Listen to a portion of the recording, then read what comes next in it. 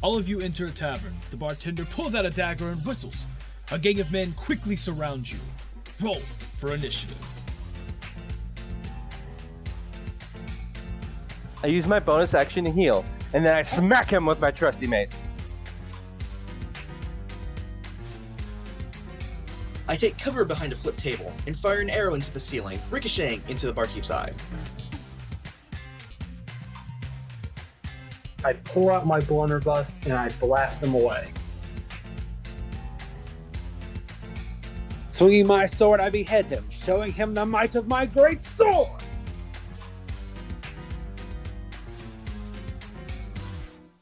I summon Serpent's Fang, launching it into the halfling's eye. Hello everybody, and welcome to eDIOCRACY, the show where a bunch of idiots that don't know how to play D&D sit down and play D&D. Today I'm joined again by the boys. Hey yo. Hello. We're excited to be back. We actually took a little break. Matter of fact, you'll probably see a gap between episodes 10 and 11. When episode 11 comes out, that's us returning because we had to take a week off. Some things happened, and we felt that it was necessary to take the week off. So we are back. Except for Dominique, he's not here. He probably won't be here for a while, so just be ready for that. But he is still one of us, so I haven't completely gone off on him yet. So, yeah. So, without further ado, guys, are you ready? As ready as I can be. Yeah. Okay. I was waiting for roll for initiative there, honestly, because you let it up to be like a roll for initiative, but then nope. Y'all are sleeping in an inn. Yeah, I know, but it still sounded like you were about to say roll for initiative. But yes, ready. Would you like to roll for initiative? Would you like to roll for initiative?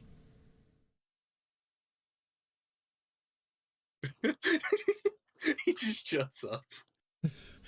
Plot twist. Plot Rocks twist, fall, you get everyone dies!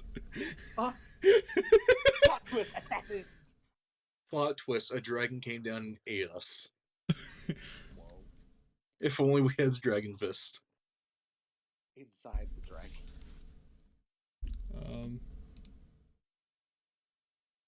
Yeah. Okay, cool.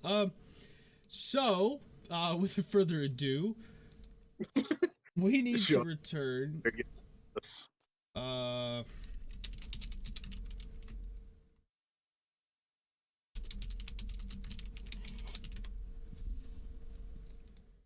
Give me a second.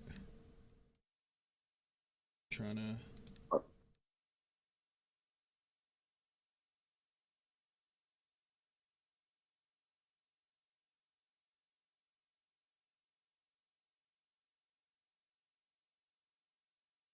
Well, that's bullshit. I was trying to see if I could turn Google Drive into dark mode.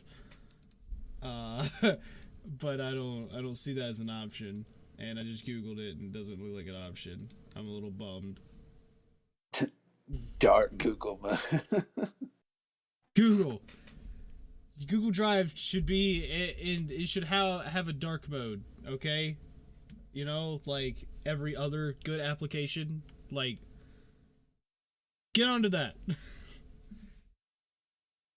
Cool. Well, since that's the case, I don't want to every time I open a document. yeah, I don't want to get flashbang every single time I open the web page. Yeah. So I think it's ironic. I think documents might actually have like a dark mode. Yeah, actually, I think they do. Yeah, I think the documents themselves do, but I don't think the website actually does. Yeah, it's crazy. Okay. So, without further ado, we are returning back to the Land of Galore for, what is this, episode 13? Something like that. Something like that. We're starting to lose count already. It's because we didn't have a session last week, unfortunately. Yeah. It's an episode. So, we are returning. Let's see. So we are returning to the inn, in which all of us kind of, as the party went to. I'm trying to remember everything correctly. So they came back after saving the princess of Hestia, and after they saved her and helped their little mouse friend, Ratscallion, they ended up going back to the tavern, in which they crashed a wagon on top of, and shattered it to pieces. No, you crashed it. You crashed it. I'm the DM. You crashed it. And so, as they, as the wagon was crashed and everything, of course they got kicked out, but the princess and their good friend the mouse was able to get them back in, and so they went to sleep for the night with everything that went down the previous day. And so we are going to return to the amazingness of the inn that they are in. The inn that they are in. Wow, I just, it's mind-boggling how those words came out. We are going to return to the inn where all of them are waking up the next morning. And I don't feel like making you guys roll, so whoever the fuck wants to wake up, wake up.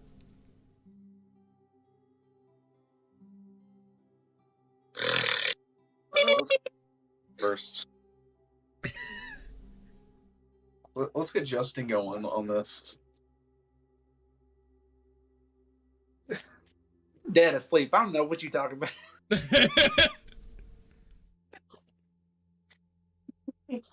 Let's get Justin going first. Hey, yo, Justin going first? Yeah, Justin, can you roll me a D4 real quick? Yes, I can. Okay. Full your D4, you're going first. 1. You got a 1? Okay, cool. Any numbers 1 through 4, you have to go first. If you get a 5 or a 6, you don't. So he rolling D6s? No. He rolled a D4.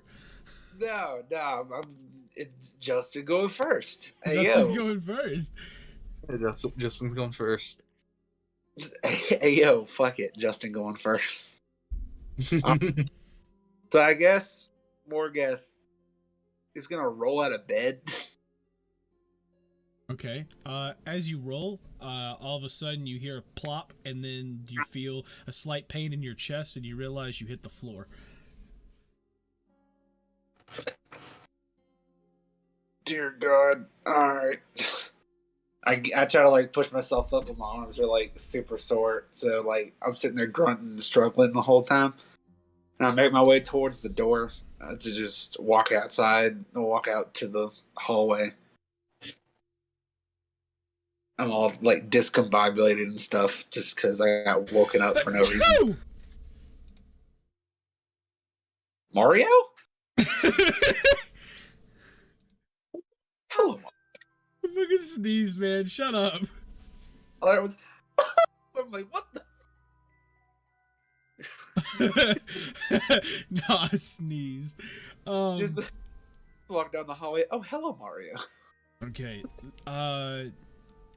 Morgath, I need you to roll me a good old stealth check with disadvantage. Which I believe you have disadvantage anyways, but you get disadvantage regardless. I disadvantage from a disadvantage. Yeah. You have to roll. You have to now roll 4 dice, and you take the lowest. Oh. You got a 12. That is a 12.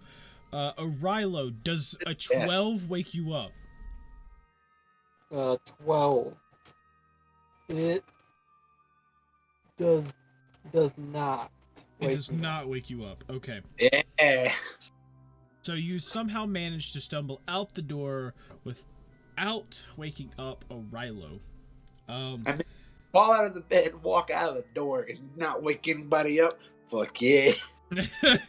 So you get out there and you get out there and like right outside your door you see the little table sitting there.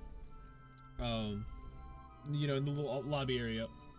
And as you kind of like look over at the table, you see like some kind of note on the front of it. Oh, that is a cool looking note over there. I think I'm gonna go over there. I say in like a tired, like slurred speech, and just walk there and pick up the note and go to read it. I like Yep. it. So as you start stumbling over there, into a meanwhile, Vanessa, does either one of you want to wake up? Sure. It's gonna be one of those things where it's like as he's like reaching, as Morgoth is reaching for the note, Ug's gonna kind of like walk out, kind of just like rubbing his eyes with like one hand. Yeah. And so as you walk out, you see him about to grab this note on the table, and as it happens, I need both of you roll me perception. Perception. Okay. I'm gonna get a garbage roll and it's gonna be funny. Yep. A 5. I got 5. You both got a 5? We're not seeing shit, Johnny. We're tired. Oh, son of a gun, man. I was kind of hoping that wasn't gonna happen. I mean, you want it. You woke us up and told us there's a note on the thing. You expect me to read? Shit. I didn't plan this. Okay, I have an idea. Okay. Dang it! So, Ugg kind of like walking over to the table, as Morgoth kind of reaching out for it. All of a sudden, like as he's reaching out for it, you know, you're sitting there still rubbing your eyes. You're tired and everything. You're just kind of reaching out to grab it, and then all of a sudden you hear a voice that says, "No, don't touch that!" As you see the innkeeper, like standing behind the counter, because y'all didn't notice his big ass sitting behind that either. Our characters just will go, Johnny. What'd you expect? Like, you know, you wake up and you have like foggy looking eyes and like you can't see shit. Yeah. I mean, Morgoth was the one that was about to reach for it, so. So Morgoth looks at the innkeeper and just goes, "Why not? What's wrong with the piece of paper?" He goes, "Oh, it's not the piece of paper," and he like comes around the counter and he starts walking up to it. And he goes, "It's the seal on the envelope." Oh, what's the seal on the envelope? What's so important about this? You see him pull out a bottle and he quickly pours it on the seal, and the seal, it's the seal itself is this, you see the seal kind of like turn into like a purplish like flesh creature almost, and just kind of dissolve under the potion. He goes, oh, that seal itself is a mimic. It's put on some royal envelopes, especially from Rascallion and them. It's kind of their calling card at this point, and the whole purpose is to keep people who aren't supposed to get it out of it. But clearly they didn't tell you about this, and that could have been fatal for you. Damn, that's crazy. So what's the... Who's just kind of surprised, is just kind of like, well, he probably should have actually told us about that then, if it's that important. Mouse and his tricks. He's like, you should have just seen that coming, and he kind of just starts walking off, like almost in like a disgusted kind of angry like gives both of you kind of like a disgusted and angry look, and just walks away, leaving the envelope with the seal basically dissolved, still on the table. I'm gonna take the note. Can I try to read it again? Like, Yeah, you can open and read it. Yeah. All right, I'm gonna try to open and read it and see what's going on here. Okay. So, I need you to roll me an investigation. Oh God. Dude, this is already. You got a what? 19. Okay. So as your foggy eyes are looking at this note, you can barely make out what the words say, and and as you are starting to read this in your head, you start to hear Ratscallion's voice for some weird reason, in the tone of, "Heroes, thank you so much for your help with the princess once again. Of course, we had to leave in this fine morning, but by the time you wake up and see this, you will probably die. Because I just realized I forgot to tell you about the mimic on the front, so hopefully the innkeeper steps in. Well, if he doesn't and one of you happens to find this and wonder why your friend's dead, it is because there's a seal on the front. But that's not the point of this note. The warhammer that Morgeth is owed will be gifted him as soon as possible. We have to make a quick round up north, but as soon as we are finished with that, we will head down to Hestia and get him the warhammer from the blacksmith. If it is still there, of course. If it is not, we will craft him an even finer warhammer and bring it to him wherever he may be. And yes, we do have eyes everywhere, so don't even worry about trying to contact. Don't worry about trying to contact us about the warhammer. We will get it to you when we find it. Yay! And you see you see like a couple like faded letters on the bottom, but it looks like the potion had like gone through the envelope and kind of smeared the ink just a bit. Damn it.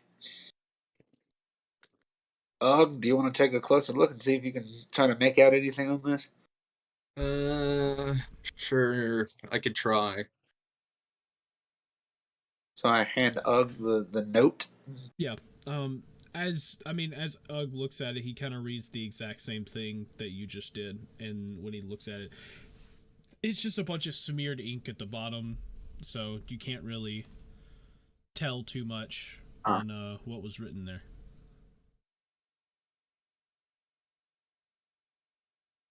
I don't see anything different from. Don't see anything new. Well, shit. Hand it back to him. Alright. Morgeth takes the note and puts it in his pocket and says, well, at least I'll get my warhammer at some point. Mm. Yeah, I guess. Some point. Oh, well, that mouse. He is something else. Okay. Since that's out of the way, I think I'm going to go sit down and get some breakfast. Mind if I join you? No, go ahead. Come on. Cool. So we both go sit down to eat. Or go sit down to order something, actually. Okay. Where are y'all sitting down? At a table. Okay, there's one table. Then we sit at that table. Yeah, we at one table. Okay. Well, let's tune to Rilo or Vanessa. Which one of you wants to wake up? I guess I will. Okay. So you end up waking up in the morning, and as you wake up, you kind of look around the room, and you actually end up noticing, where the hell's my notes? You end up noticing that Yorn is missing, but all of his stuff is still there.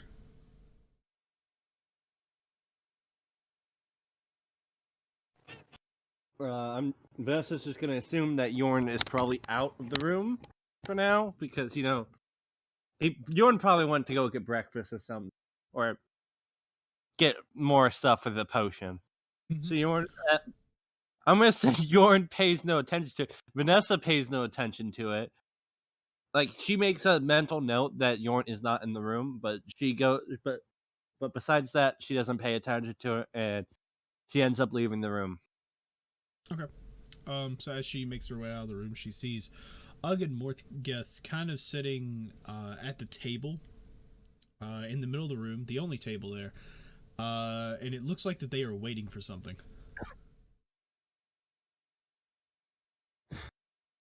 Vanessa just goes over there and it's like, what are you guys waiting on?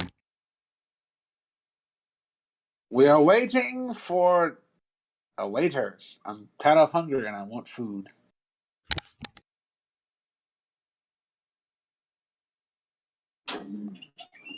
I'm gonna be honest, Morgeth. I don't think a waiter's coming. I was just kind of waiting. Vanessa's just looking around like I don't. This is just the lobby. I was kind of waiting for people to everyone to wake up so that we can go grab something to eat. At least you know what I'm talking about, right, Ugg? That this is just a lobby. What do you mean there's no food? Why else do you think the past couple days, or the past day we've been here, we've had to go out to eat instead of eating in here? Oh, well, you make a good point, Birdman. Anyway, Have either of you seen Yorn yet? When I woke up, he wasn't in the room. oh, I don't think I've seen Yorn. Morgus, have you? no, I have not. I haven't seen him. I've just been Okay. sort of stumbling. He's probably out getting supplies or something. Probably. We'll probably run into him at some point. We always do. Or he just shows up, like Yeah. he usually. So we're waiting on our last two party members to wake up. Yeah, we're waiting on Arilo and Morgeth right now. Yep, I'm still trying to wake up. I'm not asleep, but I'm also not awake. I can see Ugg's perception check has not gone up.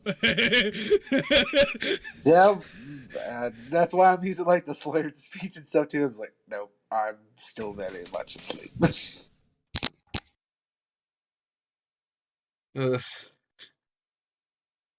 I'm awake, but it's the going to take a piss at 3 a.m. type of wake. Me at 3 a.m. with the boys. Beans. Gosh, you just remind me of the meme. I'm going to the kitchen at 3 a.m. and I'm getting some beans and I'm going back to bed. That's literally just Morgeth right now. Morgan, just Oh, speaking of Morgeth, hey Morgeth, where's Gore? Oh my god, I don't know where my child is. Well, if you're going to go back to your room, try and get Arilo, I guess. I will do my best. And I get up and entirely slump over and try to walk towards my room. Possibly tripping over a chair on the way out. He's not gonna die by hitting his head, right? Wait, what? Do we have to? By the way, Vanessa's saying this to Ugg, by the way. We're not going to have to worry about picking him up from the floor, right? I was like, I can hear you. I'm not deaf. I'm just tired. No. Just kind of looks back at Vanessa and kind of leans in close and whispers to her, it's probably not, but we should probably be ready to. Vanessa just nods and sits down at the table. Yeah. So,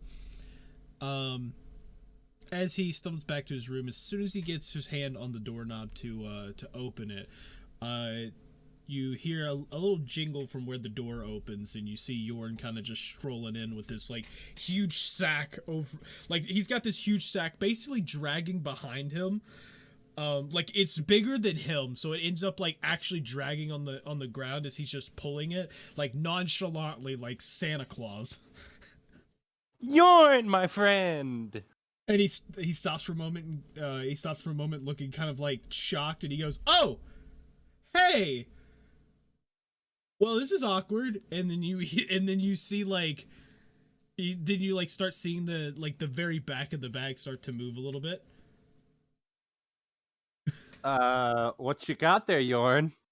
At this Nothing. Just some magical instruments. And he starts to like try to turn around, and he tries to turn around and start pushing the sack back out the door. Uggs kind of like looking at him. It's like, is that bag moving? He's like, no, it's not moving. It's actually just about to leave. As he's like trying to shove it out the door. Yes, the bag was just about to leave as you were just dragging it in. Oh god. Yes, the bag can leave. That's a thing. I'm sorry, I've been holding. We're gonna talk about this later once Arilo and Caden probably wake up. Probably, it's just a possibility at this point. Yeah. Okay. I'm sorry, I So- keep. Yeah, so Morgeth at this point he's opened the door, so it is wide open to the lobby to basically see. Morgeth just walks in. This is like, hey, O'Reilly, it's time to wake up, buddy. Okay. So Time I to wake up and then go back to sleep. Okay, well, if you're not gonna wake up, then I'm just gonna search for my child. Gore, where are you, my little slime child? Hello. I just started looking in like the sheets and cabinets and shit, and like where the hell is my child? He was here before yesterday when.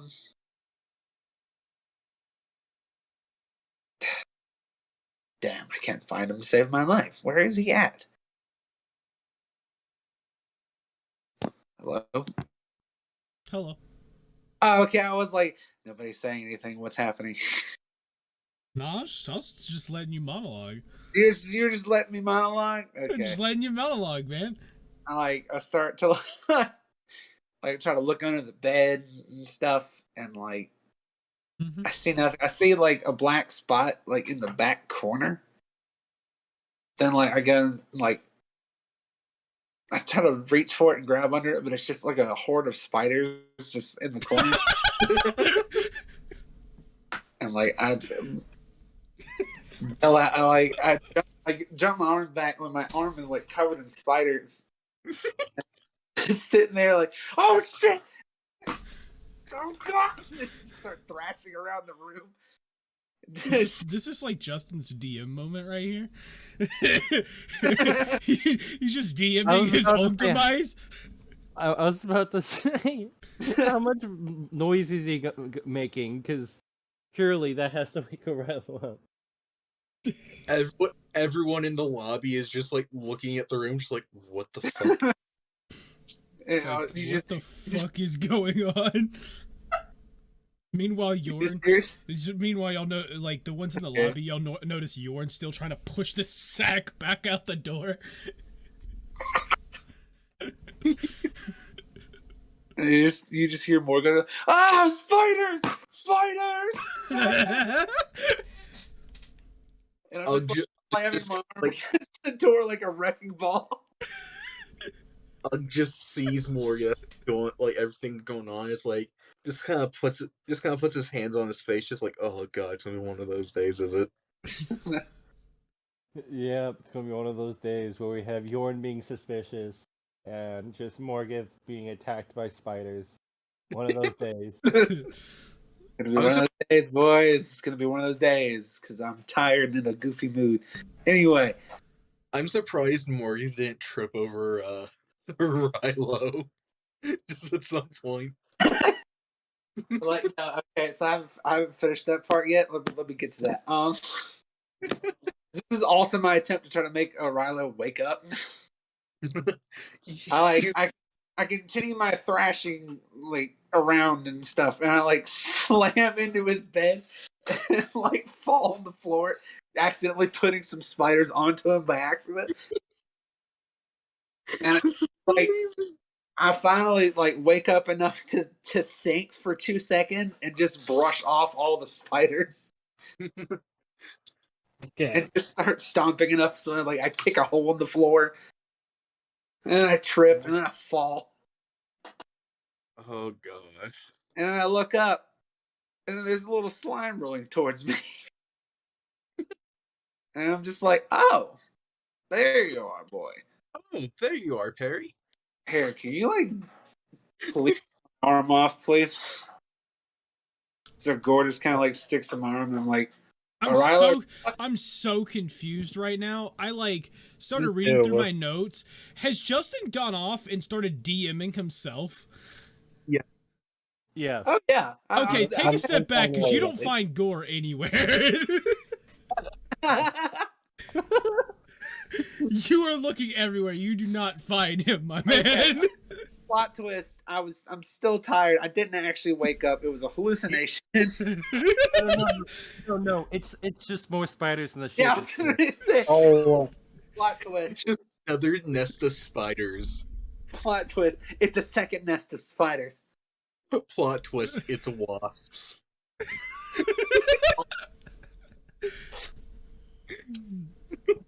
Plot twist. Bees. The bees. Ah, not the bees. Oh god, this is. It's just the can of beans got spilled on the floor. Oh my god. Okay. Step back. Let's get back to Let's get back to D&D reality. So Johnny has to like bring us back, man. Okay. Morgeth looks around the room. He doesn't see anything. He doesn't see Gore at all, and he just hallucinated a shit ton of spiders. So Morgeth, where are you currently in the room? I'm in the middle of the room on the floor, looking at a can of beans. There's no can of beans, okay? Just get that out of your head. There's no can of beans. Why isn't there a can of? Okay, no, I'm not. There's no can of beans. Okay, there's no can of beans. Fine. I'm looking at the floor, sad that there's no can of beans. This mother got beans. Anyway, okay, getting serious. I'm on the floor. I finally start to like wake up enough to where I'm like mostly conscious, and I'm realizing what I've done. You've just trashed the room. And I'm like, well,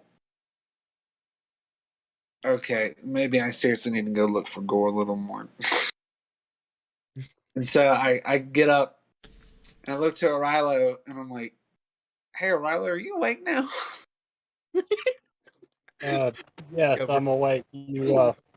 Are you drunk? Surprisingly, no. I'm tired Good. and hallucinating for some reason. I don't know what happened, I promise, but I am back to normal now. So I'm going to go look and see if I can find Gore before we take off on any adventure today. So I'm just gonna I'm gonna walk back out of the room and just start like looking in like the hall and stuff to see if I can find Gore anywhere. Okay, you're looking. O'Reilly, you wake up. Boom. What do you do? I get out of bed. Okay, getting out of bed. Where do you go? Your door is still wide open as you see Morgeth walk out, start looking for Gore again. Guess I'll go out of the room and head to the bar. Okay. So you walk out. You know the little counter where the innkeeper usually stays. You walk up to it and you kind of sit there for a bit, passing pretty much everybody else on the way. And they just notice you kind of sitting, kind of like, not necessarily sitting because there's no seats over there, but like just leaning up against the little counter there.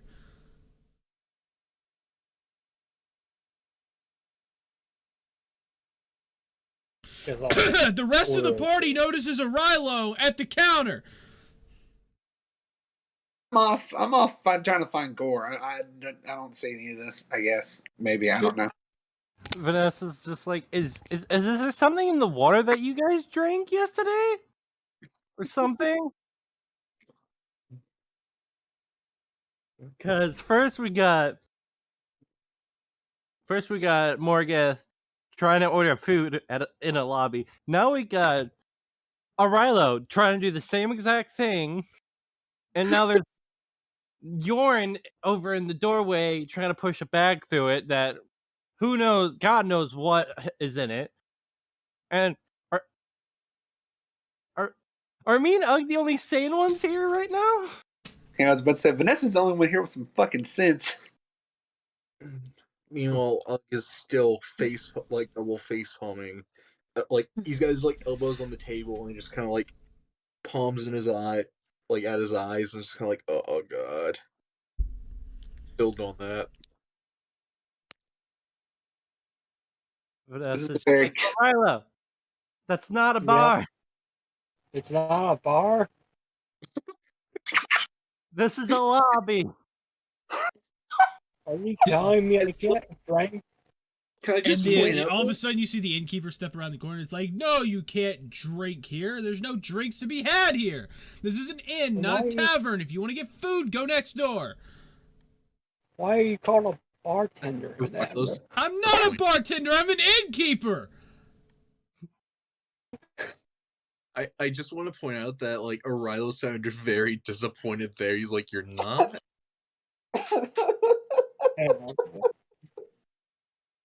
You know, for a bunch of people that that really need some drinks right now, y'all look really freaking drunk. And he looks around the room, noticing Morgeth looking in the hallway in random spots, on the walls and the ceiling and stuff. You have Yorn over in the side trying to push this huge sack out of his door. You've got Ugg sitting there just rubbing his eyes constantly. Arilo's just waiting for a drink at the counter, and Vanessa's just kind of sitting there looking kind of embarrassed, and he's just like, get out. Just, if you want food, go next door. I'm done. And he turns around, and he walks back around the corner. I think we should listen to his advice. Okay, group, huddle up. That means you too, Yorn. Yorn's just like, yeah, 1 second. As he gives the sack one last shove, you see the whole thing kind of contort inward, and all of a sudden it slips past his fingers and past him completely, bounces past, hits a wall. It hits a wall, bounces again, and it hits another wall. And it bounces 3 or 4 times, and every time that you see that, you see just a little bit of a purple sludge hit the wall, and as it's bouncing around, all of a sudden it lands right in the middle of the hallway, and you see the whole bag kind of suck itself inwards. It gets smaller and smaller, and then all of a sudden the sack itself rips, and it just starts to dissolve as you just see Gore, who is now the size of Yorn, sitting there right in front of Morgeth's door. There's my child. What have you been feeding him? Come on, Gore. Yeah. Wait, why are you so big? Morgeth, what have you been feeding him? No, it's more like Yorn. What have you been feeding Gore? And as y'all turn to Yorn right there, you see him trying to slowly tiptoe his way out the door. Yorn, I said party meeting, so that means you come over here as well. And you're just like, you see, you're just go fuck, and just he walks over to the table. He sits down and he sits down trying to like completely ignore the huge ass slime that's skimming his way over to Yorn's seat, and Yorn just kind of like shifts his seat away. The slime shifts towards him again, and he gets to the point where the slime literally, you could see like it almost like comes out a little bit and grabs the chair leg so he can't move. Vanessa's the mom of the group, and it's amazing. Okay. That's what I was about to say. Okay, mom. I'm sorry. I'm still laughing at Yorm. Just going, fuck. So, is I just- O'Reilly and Morgith at the table as now as well? I just imagine like Yorn sitting in the chair. Morgeth, Rilo, have y'all made it to the table? Yes, I have. I'm wondering what the fuck happened to my child. I just imagine Yorn sitting in the chair, just like crossed arms, like fuck. Like sitting, just like, yeah, O'Reilly, you made it to the table, right? Yeah. Okay, so you're all sitting at this table. You see Yorn he's got his arms crossed, but he looks a little like nervous, kind of like looking over at Gore just sitting to his left. Okay, Vanessa's just like, oh, okay, everyone, let's talk about the elephant in the room. So, are we all hungry? Let's just go next door and get some food before we actually have an actual conversation about what we're going to do today. Wait, hunger is the elephant in the room? Yeah. Not my child who's turning into an elephant? Like I said, that is second priority. Right now is food. We just will. First priority is food. yeah, but I kind of also want to know what happened to Gore. So I think we need to switch our priorities up just a tiny bit. Like, I was dead asleep. Now I'm awake. I want to know what happened to my child. Party vote. Who wants to figure out what happened to Gore? I do. Cool. 3-1. Yorn, you have no vote here. You are telling us. What? Why do I not get a vote? Because you are the guilty party at this point, or presumed guilty. So you have no You were the accused, my boy. What about Gore? See, Gore would like food, right, Gore? And you see Gore kind of like bounce up and down. Gore would eat a human child if he could. I don't know what you're talking about. I mean, yeah, I'd also like to know what happened to Gore, but I'm just hungry. Fine, here, we can discuss what happened to Gore while we're eating. I think that would be the best plan of action. You see Gore kind of like shake from side to side a bit, and he kind of like leans back, and then all of a sudden you see him spit out something, and as it happens, you see this huge almost like dinosaur like femur pop out of him, hitting the bouncing off the table and landing in the hallway. I think we should get out of here before the innkeeper sees that. I think Gore's already eaten. Yeah, let's just hope that was an animal and it was nobody important here. Or Yeah. what in the fuck? Let's go get food. Let's go get food. We can't talk about this with an empty stomach. Let's go get food. Let's get out of here. Let's go. I better not be hallucinating. Yeah. So, Yorn kind of stands up, and he's like, "Hey, Gore, let's go get food." And like he starts walking, and you see Gore kind of like slowly roll behind him, and you actually see like a part of Gore kind of get stuck on the edge of the counter as they're walking around, and it pulls off like maybe I don't know, 2 baseballs wide of like a chunk off of him from the counter. It splats on the ground. It then forms up into a ball, and you see it bounce behind him. What the fuck? Vanessa quickly gets up and like takes the lead of to go like goes in front of Yorn to take the lead of to get food. Yeah. So as all of you make it outside, you do notice the extra ball that was made jumps into the back of Gorn as the whole thing, the whole slime itself starts to wave a bit, but it basically all of it merged again. And Gorn just kind of bounces his way down the stairs, and every time he bounces down the stairs, a little bit of himself gets stuck, and so it has to reform into a ball and then jump itself back into his back.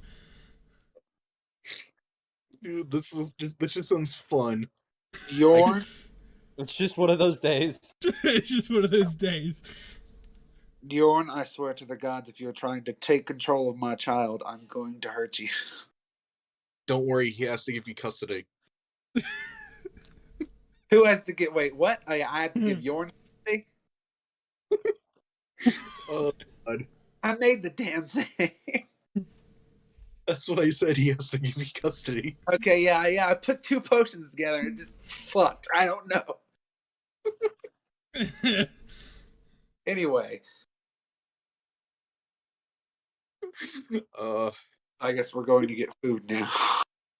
Yeah. So you end up, yeah. Where the hell are y'all going for food?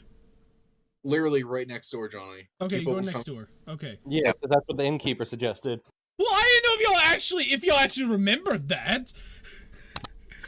I Hey, mean, John- it's a fair point though. Based off of chaotic ass intro, will we remember that? Turns It's out we a- actually did. Johnny needs to roll a check to see like if he remembers like what all we're doing. Like, well, I mean, no, you said you get food. You never said you were going next door, so that's why I was asking. Okay. So, you'll end up heading next door, and as y'all kind of like end up, you see it's a nice, respectable, tavern sitting next door. On the inside, you start to notice a little bit of music playing as y'all get up to the door. You can barely hear it through. And as y'all end up entering the tavern itself, it's a nice, respectable tavern. You do see a stage, but you don't see anybody on it. But you do see waitresses walking around. You see someone off to the side playing. Seeing like a little band there, kind of playing. It's looks like it's nice and busy for a morning. There's probably a good 15, 20 people there eating breakfast, and as y'all walk in, the tavern keeper, who is kind of walking around helping everybody, just goes, "Hey, welcome. Is there anything I can?" And he notices the huge ass slime, and he goes, "He's gonna have to sit outside." Sir, you cannot discriminate against my child. He's like, "I'm not discriminating. Do you not understand what he did last night?"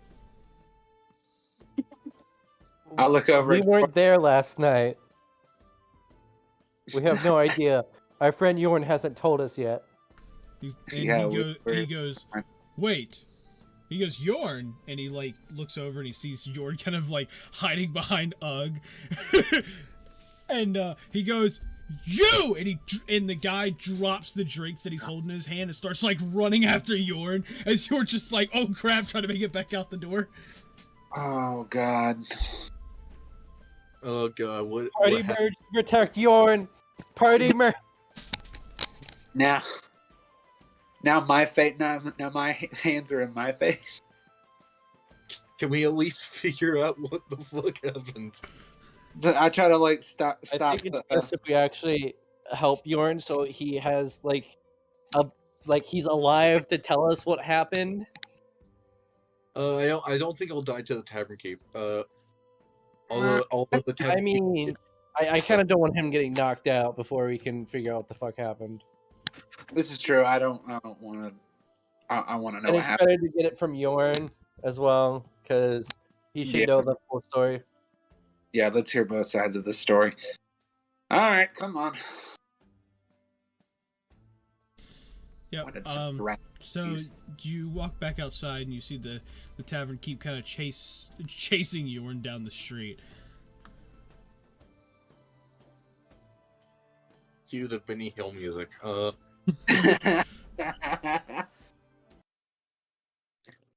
Then I'm like, all right, Gore, let's go find this man. Let's see what happened. And so I'm just gonna take off running like after them to try to see what's going on. I guess we're all running now. Yep. Yeah. Okay. So, all of you end up running. I need all of you to roll me an athletics check. Let me get a shitty athletics check, and I'm gonna fall and stump my toe, possibly break my ankle. Morning. God. Yeah. Hey, guess what number? 21. John, What? guess what number? Oh God. What, a nat 1? No. Oh. So it's a 5 again. Oh. Okay. Again. So Ugg apparently is still tired. Yeah. So you'll end up running. Ugg kind of gets left behind a bit, but the rest of you kind of run off, and you'll end up catching up. And it seems Yorn has been cornered in an alley where the tavern keep kind of like starts walking up to him almost menacingly, and he's like, You almost cost me my business last night. If it wasn't for you and that darn slime, business would be a lot better this morning. And he starts like walking up, and you see him start to clench his fist, like ready to just beat the crap out of Yorn. It's like, hey! And he turns around and he's like, What do y'all want? This has nothing to do with you. It's between me and the goblin. It actually does. That goblin's our friend, and he's one of us. And that slime is my child.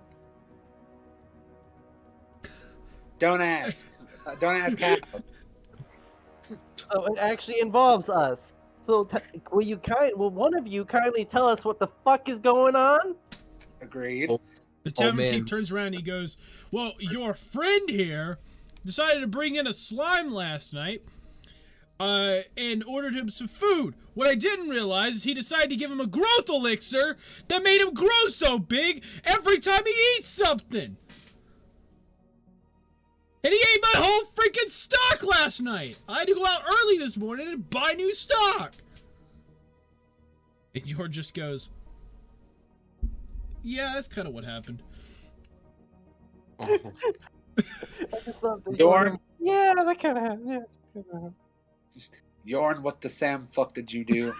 Why would you do that to my child? He's just like, it was an experiment, and honestly, it went a whole lot better than expected. Well, I mean, obviously, look at him. He's fucking massive. He's a good child. But He's like, to be honest, I wasn't trying to make him... I wasn't trying to make the elixir just to make him bigger. I was trying to make it where he was able to gain a little more control. See, slimes are like sludge creatures or whatever you want to call them at this point. They're kind of like they're kind of sentient, but the thing is that it's one of those things where, like, when they're at lower forms, the reason that people say that they are, low-level adventurer type of creatures is because when they're smaller, they're not able to actually, do much. They could bounce around and stuff like that. But once they start to grow to a reasonable size, they can actually, start to form, like, arms and legs and stuff like that, where they can actually, like, do something. And you actually see, like... Gore kind of like roll up around the corner as he's saying this, and you see him almost like some type of tentacle arm pop out the side of him as he kind of just like starts waving it around in a circle. And he's like, well, and with him being able to do that, he'll have more control. And I kind of thought that maybe giving him this stuff would be great, but when I gave him a piece of food, he wanted another, and before I knew it, I was out of money, and then he kind of went to the back before I could stop him, and He ate like all the food. And the tavern keeper there just goes, yeah, he ate all of my food, and I had to buy a brand new stock. That was a lot of money. He almost put me out of business with that one. I don't even know what to say to you two at this point. I'm legitimately disappointed. You see Gore kind of like trying to like roll backwards a bit, like away from the rest of you. Gore, come here, boy. He stops for a moment, and he stops for a moment, and then you start to see like the whole thing, like the whole slime part, just start to shrink a little bit. He knows he's in trouble. Either that or it's wearing off. Yeah. Gore. Vanessa's just like, we can deal with this. Okay. Yorn, you have to let us know next time when you take Gore out to do experiments with. Especially let me know.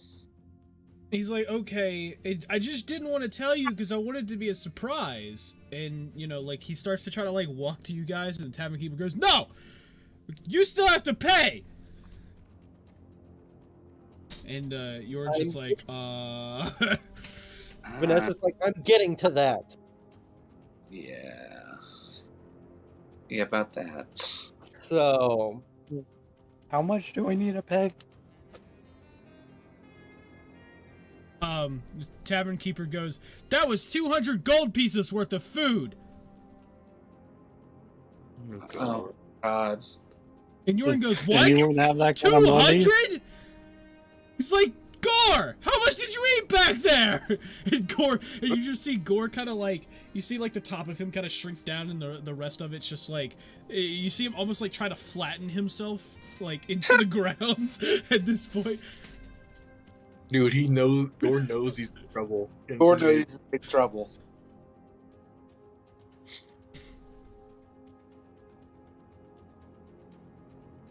okay. Damn it, boy. So it seems that we might need a job now to get some gold so we can repay the debt that Gore has put on us. What and, job? And Yorn goes, yes, job. We're adventurers. Bartender, you've got to have something for us. And he looks at him and he goes, unfortunately, I do have a problem. And Yorn goes, yes! Yes! We're saved! And the bartender goes, but it's not 200 gold pieces worth. And he's like, no! We're not saved! Vanessa's just like, Yorn, can you come here, please? So that your overexcitement doesn't get us killed. Yorn kind of like walks over to you, and he kind of just, he kind of like looks down at the ground, kind of like all depressed at this point. He's like, oh, okay. So, so how much? What does your problem will get us out of debt? Like, how far out of debt will it get us? He said it's not that huge of an issue. I just have this I just have this huge issue with like almost like an animal problem, or I think it is. He's like, every night as I'm closing up, I always hear something like something kind of like rummaging around like in my dumpster. And, you know, like, as they're rummaging through the trash out back, I always go back there, and it's like some kind of like shadow-like creature, probably the size of him, and he points to Yorn. And he's like, he's always, you know, trying to go through like the trash there, but I never could catch him, and I've never been able to actually see what he looks like. Okay. What's going on? Yeah, we'll deal with that problem. We'll do that problem for you. But again, how much out of debt will that get us? He's like, the best I could do for that is 50 gold pieces. It's not a it's Yeah, not like a huge deal with it. It's just one of those things where like I'm concerned that if I let him continue to do that, he might try to break into the actual, tavern and try to steal food there. Understandable. Uh-huh. We'll try to get up that 150 gold pieces elsewhere. Okay, come on, group. Let's start heading to get the gold pieces. Vanessa is 100% the mom of the group at this point. Is Yeah. David. Also, 100% Vanessa's gonna ask Yorn if that's him after they're gone. Dude, I was doing the 100%. same thing for Gore. I want someone to make like an animation to where it's like Vanessa is like holding like one end of like a rope, and like everyone else in the party is like holding onto the rope, and Yorn's like the one kid that's like right behind like Vanessa, and Vanessa's like constantly having to like look back at Yorn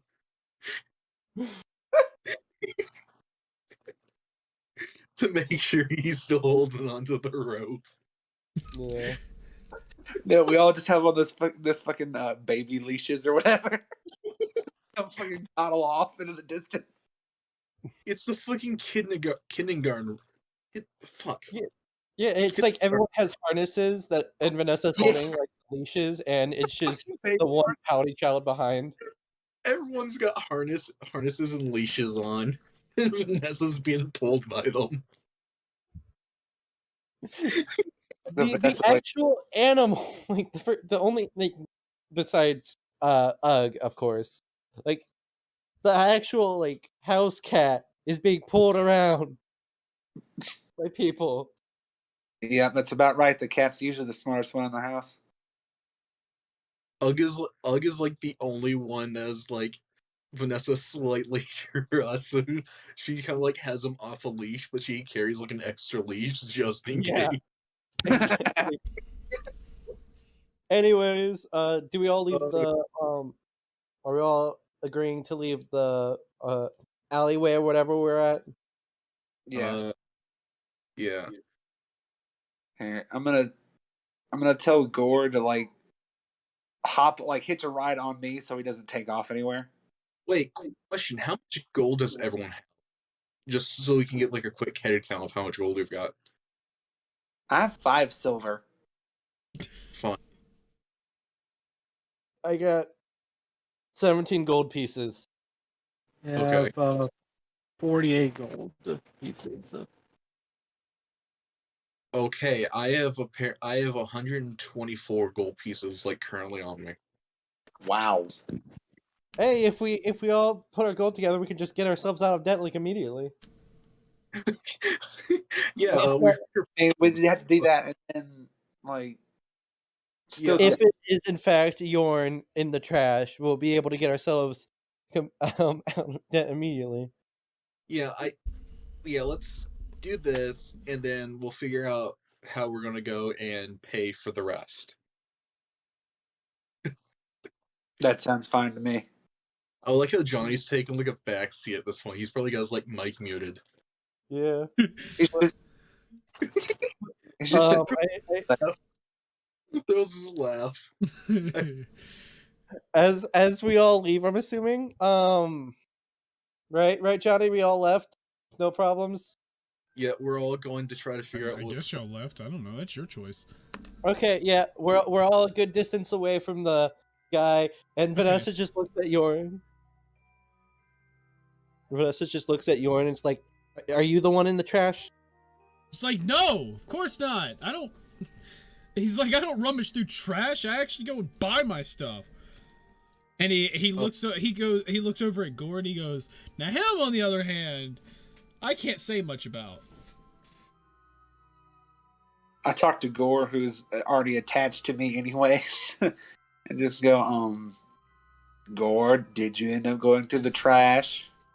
And you see Gore kind of like shake from side to side. Okay, so we actually have a problem that we can fix. Hopefully. Hopefully one of our problem children are not the actual problem here. Yes.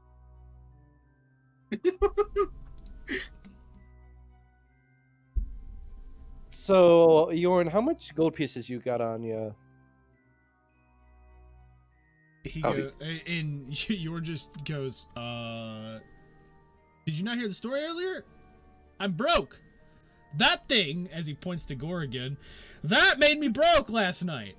I was making sure you didn't leave some in your room when you took Gore out to eat. He's like, yeah, and unfortunately, I don't have any extra. That was kind of it.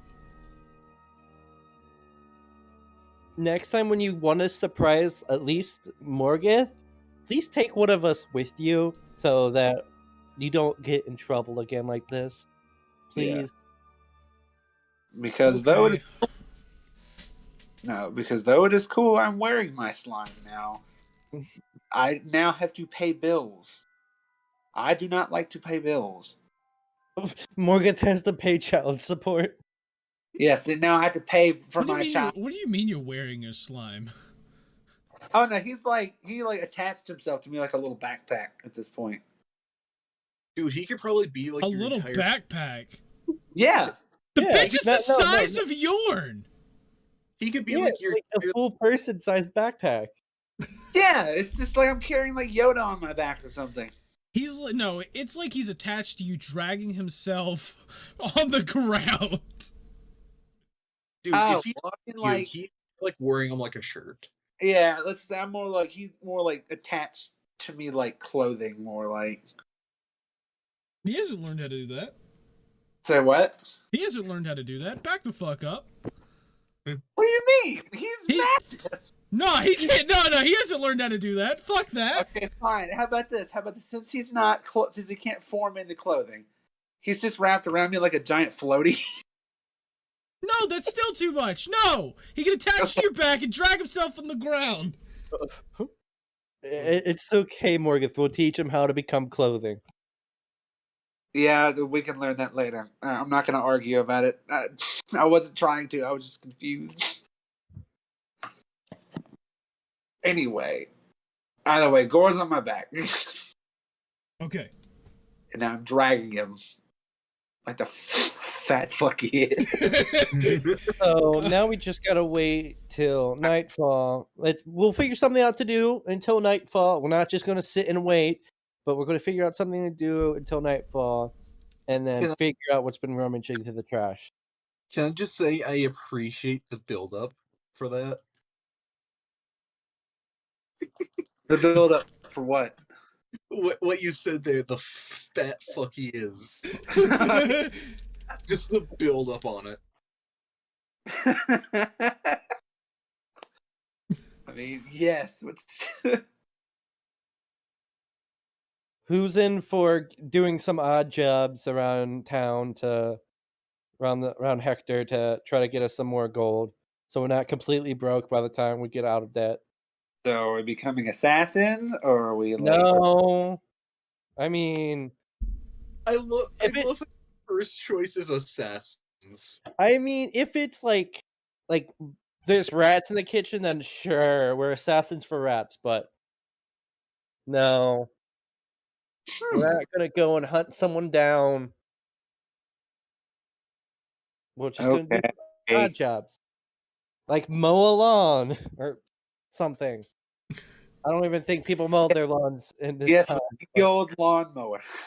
I just take a side cutting down grass. God. What? Yeah. I mean, in all reality, we could probably just use Gore to cut the grass. You know, maybe. I don't know, because maybe he's not trained enough to do that yet. I've already overstepped my boundaries enough with Gore. But we could always just attach him to a board and just hold him above the grass so he doesn't get the bottom of it, and he can just eat. Just makes a crater.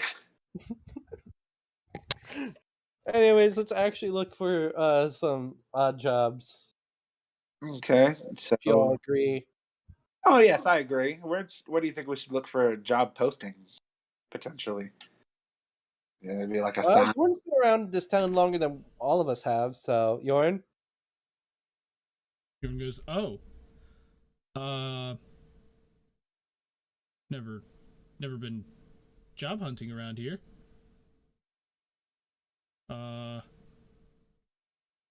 Well, I mean, we still got that thing back with the tavern keeper, right? Yeah, but doesn't he say that happens at like night though? We Yeah. have time to kill Yorn. Yeah, we got time to kill. Oh, okay. I don't know. Maybe let's head to like the market square. I know people are constantly having issues there. I mean, or we can also sell some things. Speaking of Market Square, I don't really have anything to sell. Everyone goes, wait a minute, that's a great idea. I have things to sell. And you see him like dart for the inn, like trying to go grab his stuff. Oh. Okay, well that problem kind of solved itself anyway. And yeah, all of you kind of like follow quickly behind him. He runs into his room, and you see all of his stuff sitting out, and he goes, yes, here. And he like, you see him pull out a bag, and like the bag is like, maybe like, it almost looks like a large pouch, and he's just like, this has everything we need to sell.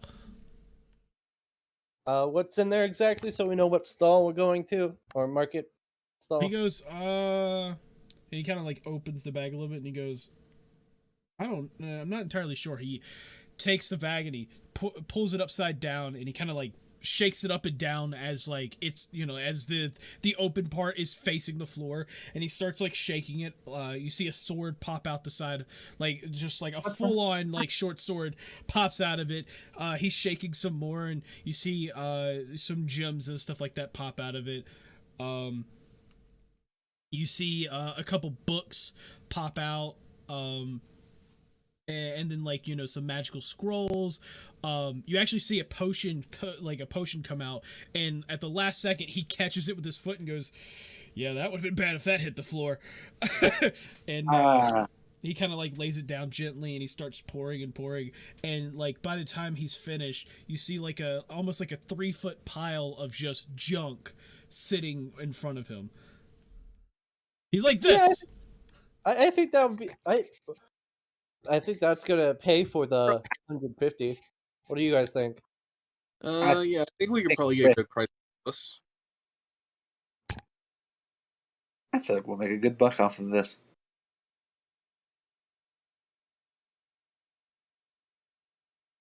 Now to shove it all back into the bag. And Jordan goes, yeah. Oh. But, and he like turns it back over and just slowly starts putting the stuff in there, carefully putting the sword in there, putting the gems, and tries to cram the book back in there. Vanessa is obviously going to help, because who would she be if she didn't help? Ug's also helping, by the way. Morgath is gonna like get like sigh, just go okay, and then I gotta. Or it's your child that has started this. Say what? What are you sighing for? This is your child's fault. This is not my child's fault. This is Yorn's fault. He's not. We've already said it is no one's blame. It's just Yorn forgot to mention he was going to take. Yorn didn't want to spoil the surprise, so we forgive him for this. It's just he will do better next time. I do forgive him for this, but I am going to crack jokes. It's funny. It's funny. It's called comedy. Like, is anybody laughing that you're saying it's Yorn's fault? Yes, I think it's hilarious. Other than you. Yeah, other than you. I like to make myself laugh. Anyway, let's clean this stuff up, please. I love how you just avoided the question entirely. That is most definitely what a scolded child would do. What's up with this episode? Oh, we're just all acting like a bunch of fucking children, except for Vanessa and Ugg for some reason. Does this mean Vanessa and Ugg are the parents of the group? I mean, at this point, probably. No, I feel Because if Kaden was here, he would have fucking tried to steal that bag once he figured out it was a bag of holding. I feel like Caden will have tried to pickpocket the barkeep while like we're all talking to him, keeping him distracted. They try to pay him with their own money. Yeah. So I'm kind of actually glad that Caden's not here.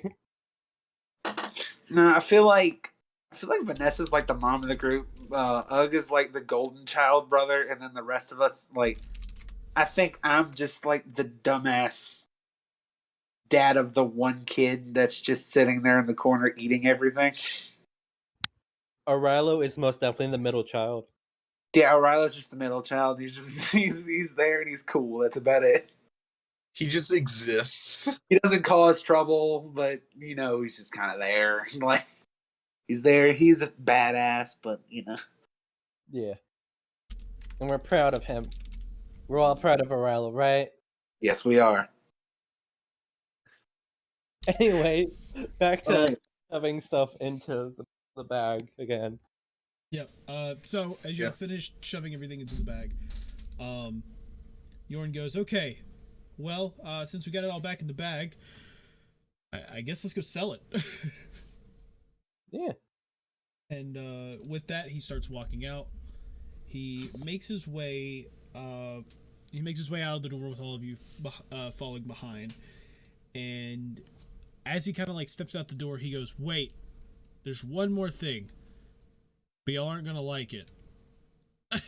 And he walks back in. He goes back into the room, and you see him pull out a small lockbox from under the bed, and he goes, "Whatever you do, don't open it." Oh, fun. As he hands it off to Morgeth. You probably picked the worst person to tell this, but okay, I won't open it. So wait. Yorn, can you tell us what's inside of it? Okay, yeah, say that. He goes, if you open it, it will be mass destruction. I swear to God, if it's either Pandora's box or a mimic. If this is a mimic, Yorn, I'm going to flip out. Tell me if it's a mimic or not. He goes, "It's not a mimic. You can tell because it's not sticky." Okay, that's a helpful hint that I didn't know I needed. He's just like, "Yeah, no, you're fine. Just don't open it." Okay, And, fair enough. So why does Morgeth have to hold it, Yorn? Or did you just pick her? he's like, I don't care who holds it. I was just handing it off to someone. Okay. I won't open the box, Vanessa. I won't open the box. Okay, I'm just making sure. I 'Cause don't we had feel enough like that. destruction for today already. Yeah, I've been causing trouble. I will calm down. The mom of the group is not happy. She's that one mom that's fed up with the absolutely dumbass children in Walmart. Just standing there with her hands on her hips. Like, what am I gonna do with you? I just realized I was muted the whole time. Oh gosh. I don't think anything you could have said could have improved on this entire situation, so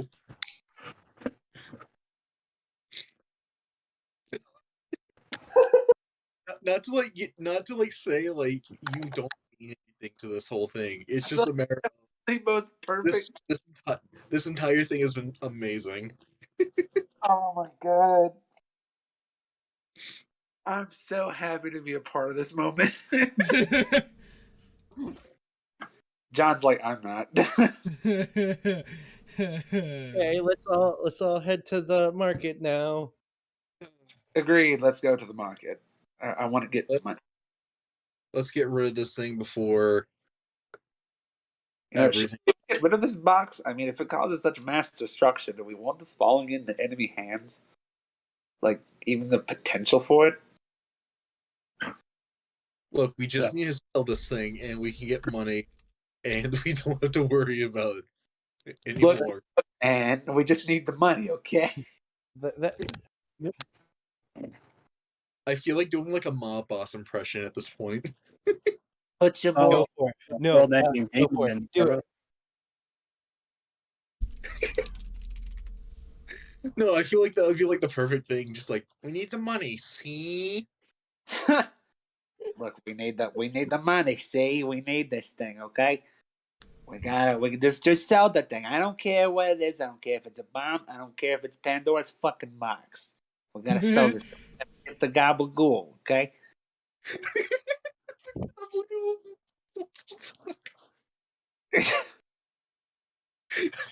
Oh man. As we're walking to the market, Vanessa's just like, "So, Yorn, where did you find this box, anyways?" He goes, I'm not sure "find" is the right word. Where did you acquire the box? He goes, the you're not gonna like this. The underground cult lair where we decided to kill that cult leader. Oh, fun. So it's definitely not. I thought it was a lockbox with some coins at first, and of course, Frobo would have liked it. I was gonna give it to him as a gift, but yeah, I ended up opening it the day after he left, and let's just say you don't want to open it. Is it a What's dragon? in there? Is it worse than a dragon in there? You could say that it's similar to a dragon. Is there a demon in the box? Is there a Trask in the box? No, there's nothing living in the box. There's nothing living in the box. So it's the fire of a dragon in a box. Is it fire? egg? It's like, stop asking questions, okay? Let's go sell this stuff. Okay, we just want to know. What is it called in the evil people's hands, Yorn? It could kill. Yorn, if you want to take a break, by all means, go for it. You can be silent. You can take a mental break, and we'll do all the work for selling stuff. Okay, fine. Yes, The group, and I'm I just. sorry, Yorn. I will stop it with this chaotic sibling energy. Let's just leave Yorn alone for a bit. Okay, let's so go. He can rest up, I guess. As we sell stuff. That.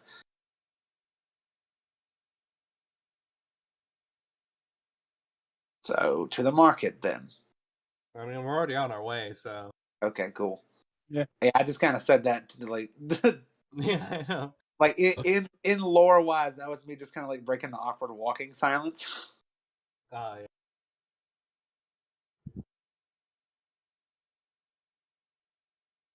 Okay, so.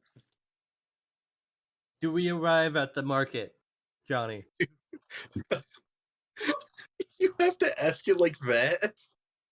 Did we arrive at the market? No, you got mugged and got stabbed.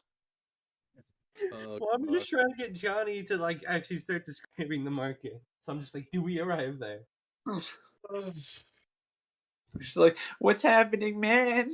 I don't know what's going on." I also want to make a note that the entire time during walking towards the market, Vanessa is constantly checking up on Yorn, like side glancing at Yorn, check up on him. Okay, Yorn is back from his mental break. Okay, did he like? John, did you take a piss break? What? Did you like take a piss break or something, or did you actually just walk away for a minute? I literally just walked away. Johnny literally walked away, just being like, you know what? Fuck this. I don't need this right now. I'm losing too many brain cells for this shit right now. I'm paying attention to something else while trying to pay attention to you guys at the same time, and my brain was like, "Oh fuck this." Yeah. And so I heard mental break-in was like noted and walked off. Nah, that's fair. I mean, this has been a very chaotic intro to the session, so. Yeah. Yeah. Okay. Been So fun, you end up arriving at the market. Yeah. As you get there are people all around. You see all types of stands. You see the magic stand that y'all once went to before. You see a fish stand. There's a jewelry stand. You see someone trying to sell some arrows and stuff. You know, like almost like a Fletcher. You see like almost some type of weaponsmith / armor smith stand. And you know you got all of this stuff lined up. They're all lined around the center fountain that's you know in the middle of the town square. And you see about 3 open stalls that you could do. There's one that's near the blacksmith shop. There's another one right next to the magic shop from before, and then there's another one next to the fish shop. Well, I'm gonna go off on a limb and say we don't want next to the magic shop because we fucking did her dirty last time. We probably shouldn't go by the fish spot. Do Black you is then? talk the nasty, smelly fish all afternoon? Hey, fish aren't Oh, that nasty. probably the blacksmith. Taste 'cause- wise, they're fine, but like the smell during the sun, well. I'm gonna say go by the blacksmith. That's probably Yeah. gonna be the chances. That's probably going to increase our chances a lot better. Okay. So Sounds you'll end up heading over there to the empty stall, and as you walk up, you see there are 2 guys sitting there at the blacksmith stall, and one of them turns over and he goes, I haven't seen your faces before. Nice to meet you. The name's George. Greetings, George. As goes and does like his normal bow, where his golden feathers, start to gleam in the sunlight. He goes, I see. You're one of those fancier people that bow instead of handshake. It's understandable. I understand. Yeah. So what brings you here? Y'all selling anything? Yeah. We got Yeah, they've got a handful of miscellaneous items that we would like to sell. Are any of these items magical? We all just turn to like look at Yorn. We all turn to look at Yorn. Yorn just goes, really? You'll have to ask me if the items I'm selling are magical? I was looking for a nod, but You didn't say it. You have to question this? I was just looking for confirmation, okay? Because I don't want to say the wrong thing. Because we don't want to say the wrong thing. You see him rip the little lockbox out of like Morga's hands, and he immediately opens it, and you see like basically a flamethrower pop out the front of it, like toward the fountain, as the entire freaking town square just like goes dead silent. And he's just like, and then he closes the box. He closes the box real quick, latches it real quick, and hands it back to Morgeth. He goes, "Yes, it's magical." Was that really necessary? He's like, "Well, it's easier to show you than to tell you." I can see why you told us not to open that. Yes, I'm glad I didn't. I knew that was what was going to happen. Just kind of like looks at Morgan with like a bullshit, you know what look. I mean, I did say something about Y'all notice the blacksmith there that was talking to you, kind of like his jaw dropped, and he goes, "How much do you want for it?" What did How much someone you do? get for it? He's like, and he like, you see him like rummaging through. He's like, 200 gold pieces. Just kind of like looks at Yorn. Yorn just goes, "I don't know how to haggle, but I'm going to tell you that's not worth 200 gold pieces. It's worth way more than that." Blacksmith goes, "What do you mean it's worth way more than that?" He's like, "It's an unlimited flamethrower. You could basically have dragon's breath whenever you want it." Wow. It's like 300 gold pieces, and Yorn goes, I'm convinced a little bit, but I don't know. He's like, and he like turns to his friend. He's like, you see him whispering to his friend there at the stall for a second. He goes, "Okay, 400 gold pieces, final offer. And then you like see another person walk up and they're like, 400 gold pieces? Preposterous. You don't have that much. And he, you know, and he turns and he's like, hey, shut up, okay? I don't need you coming here ruining my business again.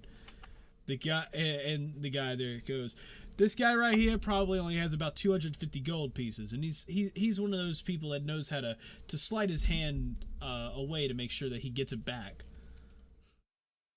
And the blacksmith gets all pissed off, and he gets all pissed off and kind of like, you know, sits down at the stall again and just kind of like all silent, and he goes, yeah, that's what I thought.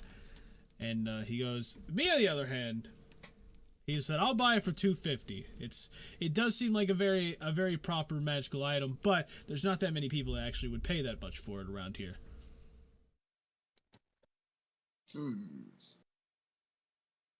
Well, you see Yorn looking kind of like almost like a little concerned at the price.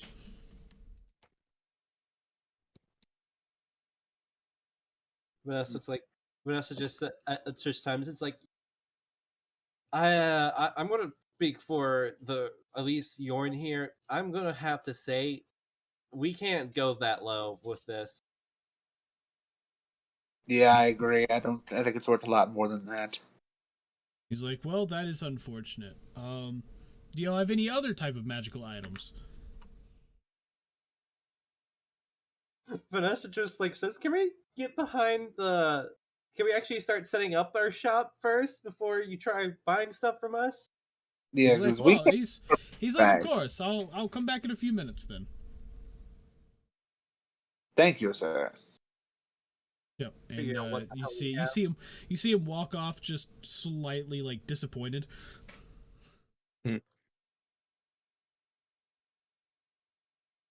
So let's get set up, shall we? Well, yes. Let's do that, but let's also keep in mind that if we actually do manage to sell this magical box, we could just pay off our entire debt in one go. I mean, this is true, but don't you have some, profit? Yeah, which is why it's going to be costing way more than 200, because it does cost way more than 200. Oh yes, it's absolutely worth way more than 200. That's chump change for this thing. I mean, did you not see that fire shot up like? I'm thinking like 600, 700. Maybe not 700, maybe 600. That seems more. 600, 500 then. At the lowest, I think we should go as 500 if they try to haggle us for it. Yeah.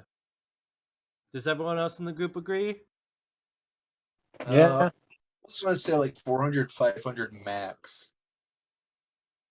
Max? I mean, 500 max is still a good 300 of our debt. That is a profit. Fair enough. I mean, so I just wish to make some type of profit for us. Yeah. Okay, so we start setting up the stall. Okay. So, y'all set up the stall. Y'all notice some magic books sitting out. Like on top of that, there are probably, like you'll see, he's got a couple short swords that are in there. You see like a special almost like he's got a pouch within the pouch, but the pouch itself is just full of like the gems and everything, where he ended up stuffing them into this pouch again. Like he's, as he's kind of like setting the stuff out and everything, all of you kind of also notice this certain medallion that's kind of sitting, and it actually like has this weird like wavy glow that like kind of like every once in a while it waves a glow like across it. Where'd you find that, Born? Where'd you manage to pick that up? He's like, oh, this. He goes, actually, this was an old gift from a friend. The unfortunate part, though, is that it it's not exactly something I like to use. Let's just say it requires blood, and I'm not a fan of giving it my blood. Blood magic. He's like, yeah. He goes, I had an old friend. She was kind of nice, but unfortunately, it was not the type of magic she used was not my favorite. So I haven't really used it. So what is it supposed to do though? Well, you're supposed to sacrifice. You're supposed to give it a drop of blood, and when you give it a drop of blood, it's supposed to kind of point. It's supposed to point its way to the closest gold piece. I've never used it, so I don't know if it actually works. But knowing who it's from, it probably does work, especially if it uses blood. So not as exciting as you might think, because I mean it can help you in a pinch if you are homeless, but honestly, if you're homeless, you could probably just sell this and Get more out of it. yeah. Yeah. Yeah.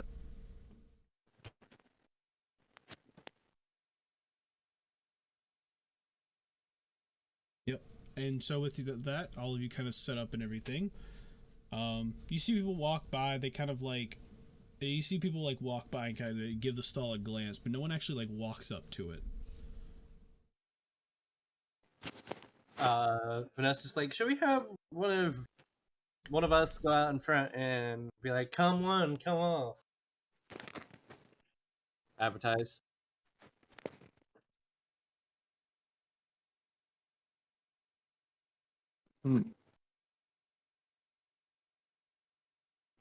I guess that's a good idea. So who wants to do it? I mean, the only probably logical answer would be Arilo, since he's the easiest to spot.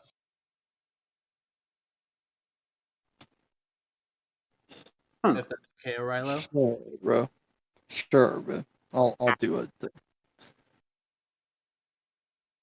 Okay, so Arilo kind of like ends up walking out into the town square a bit. Now, Arilo, dazzle me with your performance. There's a fish shop over there. Buy stuff from it. So. Roll me intimidation.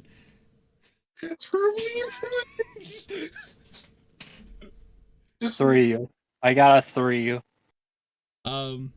So as you kind of go tell people to go buy stuff, they think that you're trying to like they think you're trying to look scary, and you like they kind of like walk by, and one guy goes, yeah, nice try, buddy, but you're not fooling anybody with that, and he just keeps walking.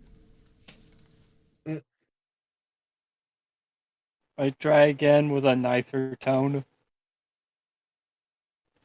Okay, dazzle me. Johnny just Stuff over there, bro. Yeah, sorry, bro, I'm not dazzled. Damn, bro. You have to try a little harder than that. Vanessa's just like going and helping him. Should I go out there and help him? I mean, I have gore on my back, but I might could do something. I think Ugg would probably be better because he's more flashy as well. This is fair. Well, look, I guess you're up next. If all else fails, I'll just have my... Dazzle them. I'm trying to think of how to do this.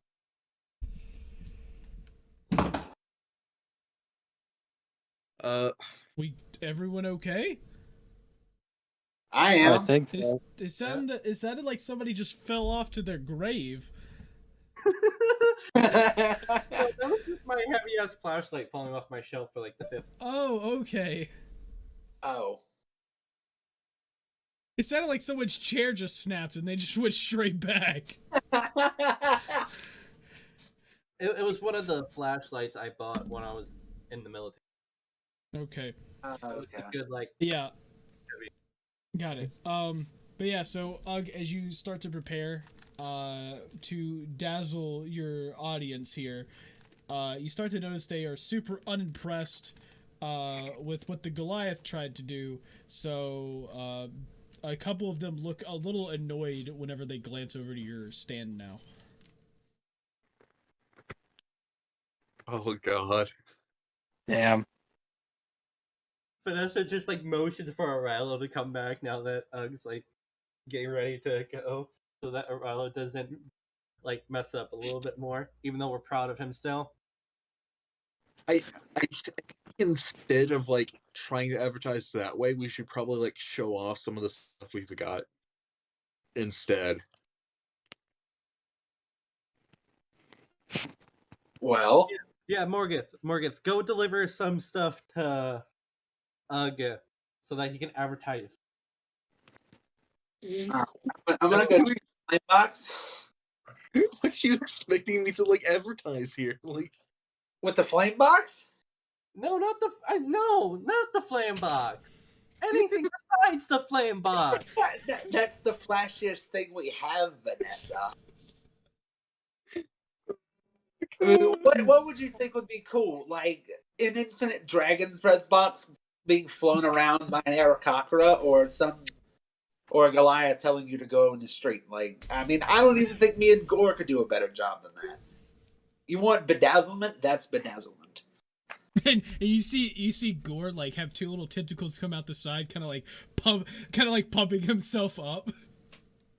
Dude, Gore, we could do this. If you want to do a cool tentacle show, that would be nice. Dude, I feel like Morgeth and Gore has it. Just because of Gore. Because it's not every for this, so I'm kind of yeah. Because it's not every day that you see this you see this person with a slime on his back that's half at least half the size as him, and they're just chilling.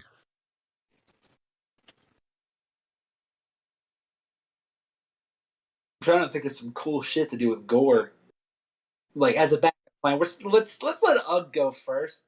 But give Ugg the flame box. What do you want me to do? Just aim it at people in the crowd and start making fire buff, do cool fire tricks. I don't know. Making people extra crispy. You can fly 50 feet in the air. That's higher than most people. So, maybe you'll set a giraffe on fire if there was one here. I don't think that's happened. So, yeah, but what if people think that there's a dragon attack? Yeah. Because of the dragon's fire. Okay. Or guess widen a little bit. I didn't think of that. Vanessa just grabs a bunch of random stuff off the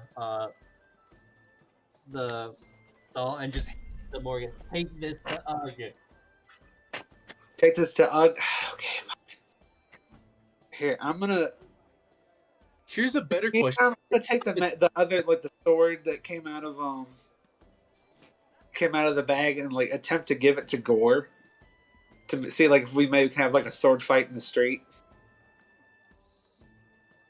This is an attempt, so John, you can do whatever you feel like. Whoa! Who are you having a sword fight with? Gore in the middle of the street. Yo, I'm gonna see that. To try to stick the sword in him and see if that does anything. To stick the hilt of the sword in him to see if that would We're trying to draw people here. I'm trying to figure out a fun way to do that. Okay. I'm sure you're just what do I roll for this? Fucking shit, man. It's just an idea. You can not go with it. It doesn't matter. I was just well, it could be fun. Fuck. Okay, so you put the sword hilt into Gore, right? Yeah, to see if he'll take it and then do what I would like. All right, Gore. We're gonna. So as you put the hilt into him, you then get a moment of realization of what happened when you guys put arrows in him, and he held it for a moment, and then all of a sudden he starts shaking a bit, and then the sword flies out at like Mach speed past you and rams right into a stall like pillar, crashing it down, and the whole jewelry stall is just broken. Oh my god! This just gave me a great idea. Oh my god! And then somebody walks from the jewelry stall, and he's like, "Get that monster out of here!" And you see other people just like start to get mad. It's like, yeah! They start to throw things at Gore, and he's just catching all of it inside and just dissolving it. Oh god, this is gonna be so bad because he could choose to throw like something back. People, please do not throw any type of weapon at this. This is what caused that in the first place. Right then, you see a dagger fly past and just land in Gore. Oh, damn it! What did I just say, Kraus? But this time, instead of like shooting it out, you see Gore actually dissolve the thing itself. Oh wow. Oh. Okay. Morgith, may you please stand away from the stall so we can so you can stay by your son, but Yes, we come can on. actually sell some stuff, please.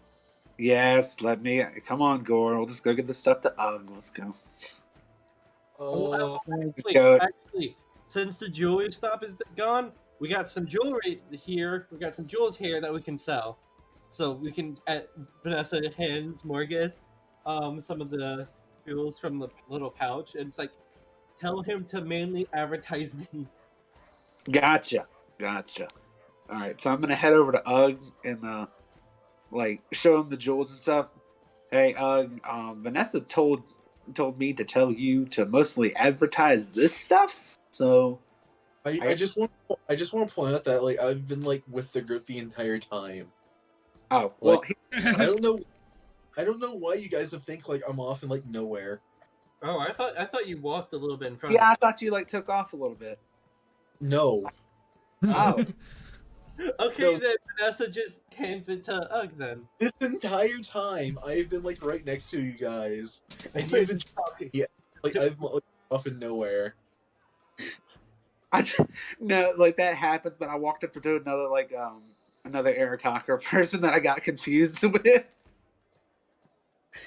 What? The other guy's just like, who the fuck are you talking to? Oh, wait. Anyway.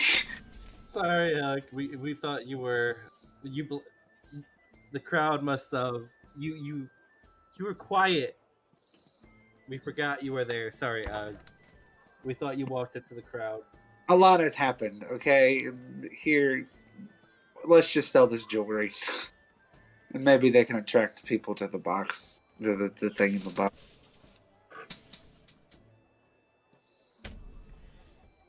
Look, these people, they do not seem interested in any of our shenanigans at this point.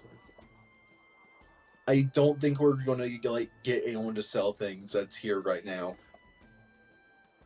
Okay, well, why don't we just like take a break, then come back, and then maybe there'll be newer people here that we haven't already made angry. I mean, we should probably keep a few people at the stall still. Here, why don't we just keep Ugg and Vanessa and potentially O'Reilly at the stall?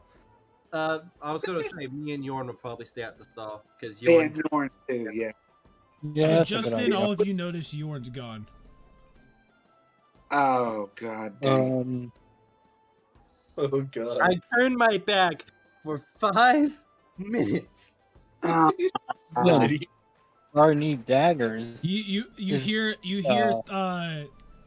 like you hear someone scream as you look back toward the direction of Gore, and you just see Gore and like basically has engulfed Yorn completely. Oh my god.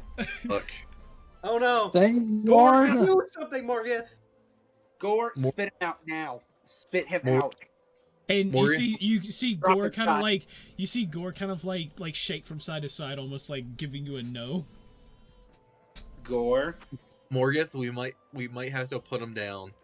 No, let's try not putting him down. Yeah, don't say that out loud. He might can hear you. Just Gore. then Gore turns around and he starts trying to like bounce away. With No, you Gore better still get back, boy. I just start running after Gore. Like, What about the table? I'll stay here. I'll stay here. Okay. I wish you the best of luck in selling things. Do not try to sell things for too cheap. Do not list the first price. And try to get them to pay a lot more than what they should. We will be right back.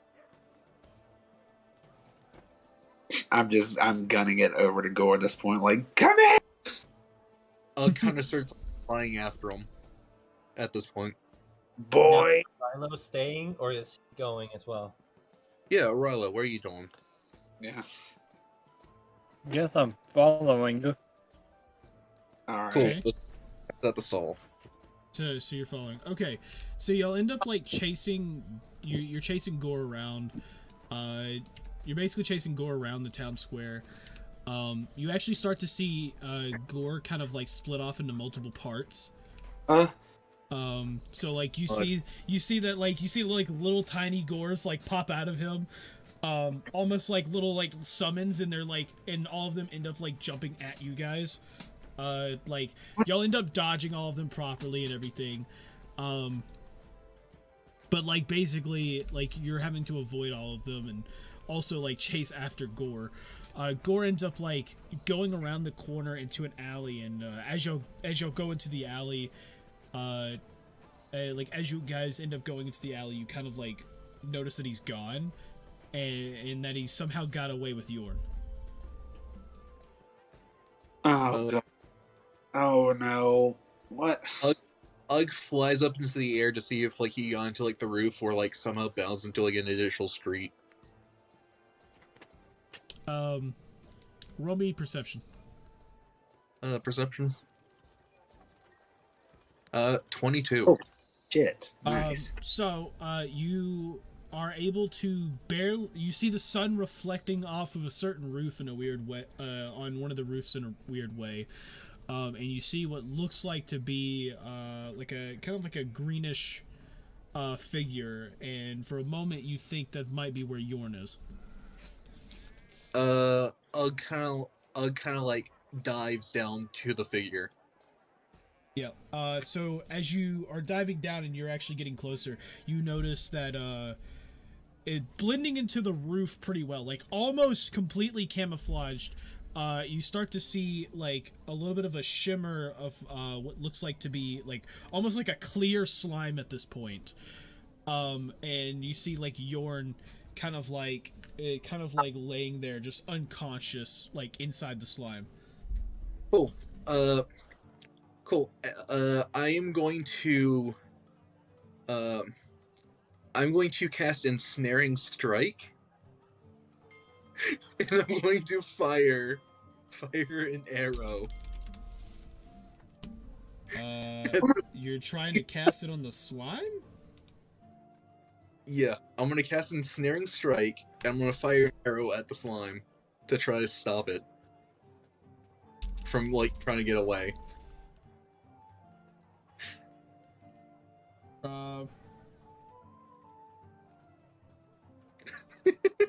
Help does Gore have in the first place? That's what I need to know. Probably too much at this point.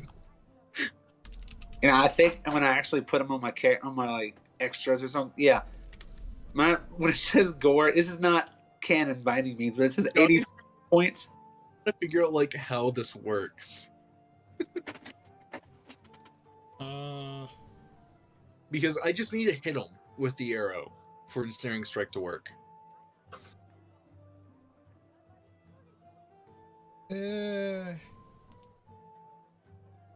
Yeah, see, the problem is... Okay, so...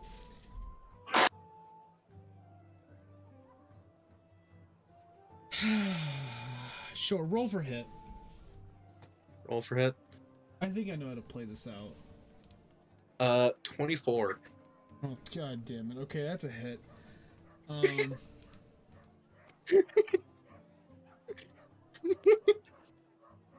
Cool.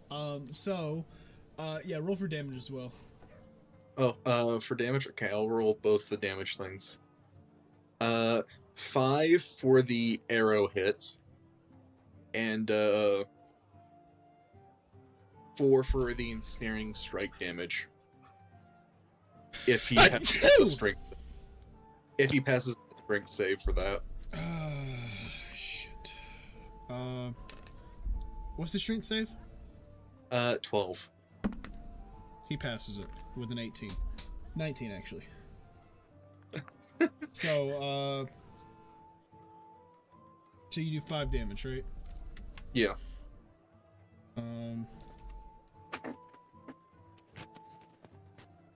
So now I was just mad.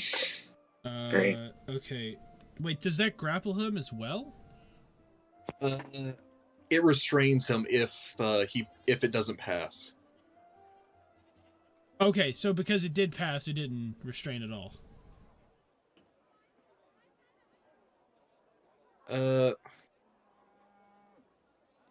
Yeah, if the target succeeds on the save, the vines shrivel away.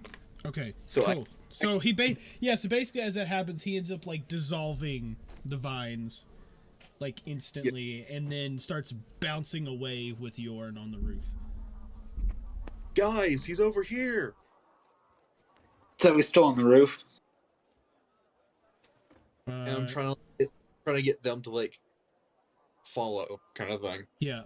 He ends up jumping off the roof right then, and he starts heading his way, like in the direction of the fountain.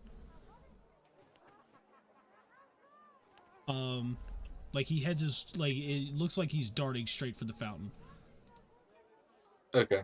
Ugg's yelling like where he's going, and like still following him. Morgan takes off after where Ugg told him to go. Yeah. And the run. Yeah, what's Rilo and Vanessa doing at this point? Rilo said he'll come with us. He's coming with you. Okay, so what's Rilo doing? Yes, I'll climb the roof. You're what? He's climbing up the roof while we're all going to the fountain. Oh yeah, no, he jumped off the roof. Damn.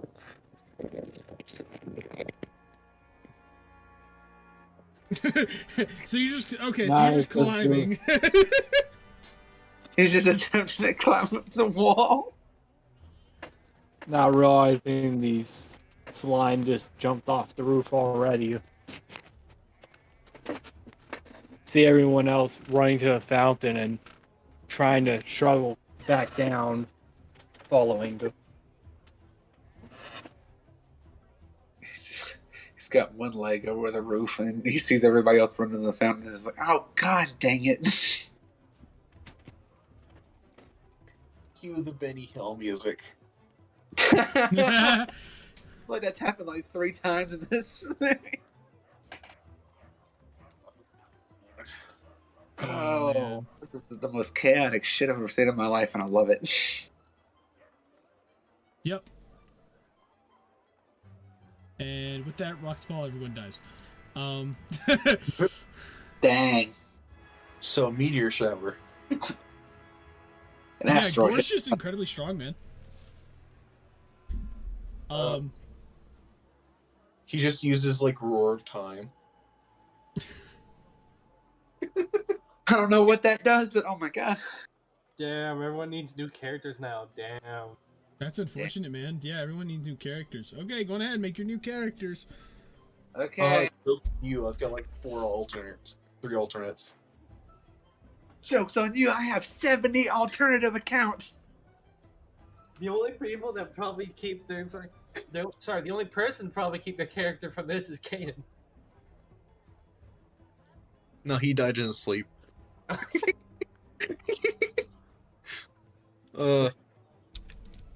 Anyway, Yeah. So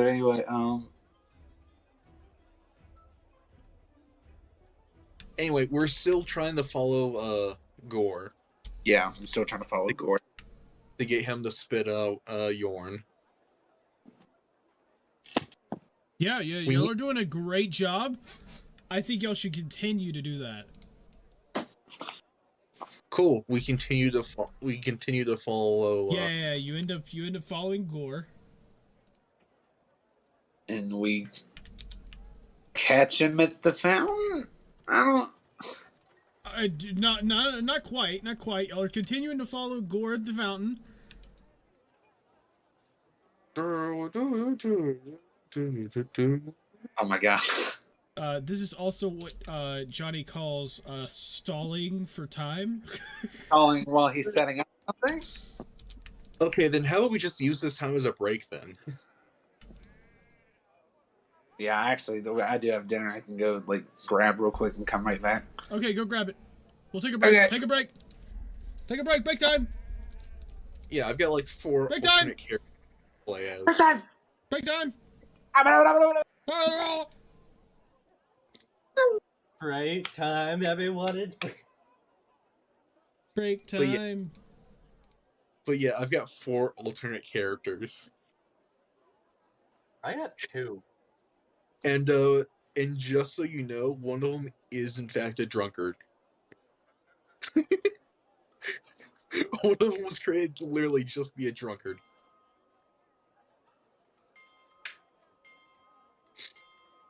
One of them is gonna. One of my alternate characters are probably gonna bring a lot of trust issues to the group, and some trauma, probably. Someone else just brings in daddy issues.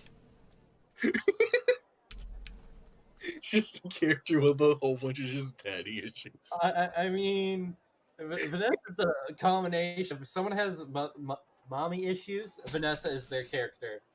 To be like, oh yes, mommy. Let's be honest here. She is literally the only female in the party. Dude, she's the mom of the party. I don't know what you're talking about. Exactly. But I'm talking about like viewers. What? Johnny's so confused. What? Yeah. You want to elaborate? We're talking about daddy and mommy issues. Is this like canon? No. None of this is canon. Oh. Pulls out a actual cannon. Now this is canon.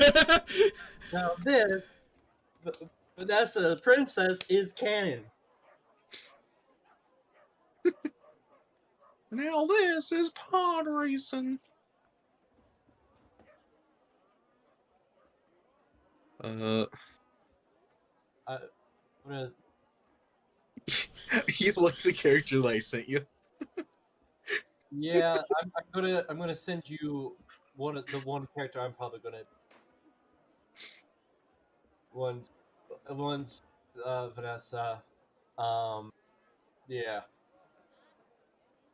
I'm not gonna finish that.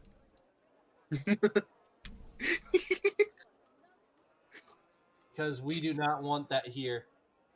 We do. You don't? Ah, that's a bummer. That's a bummer because it was happening anyway. Fuck you. Yeah. That's honestly something Johnny would do. Just no, it's happening anyway. Fuck you. You have no say in this. There you go. Roll your religion check. You get to look at my secondary character. Oh boy.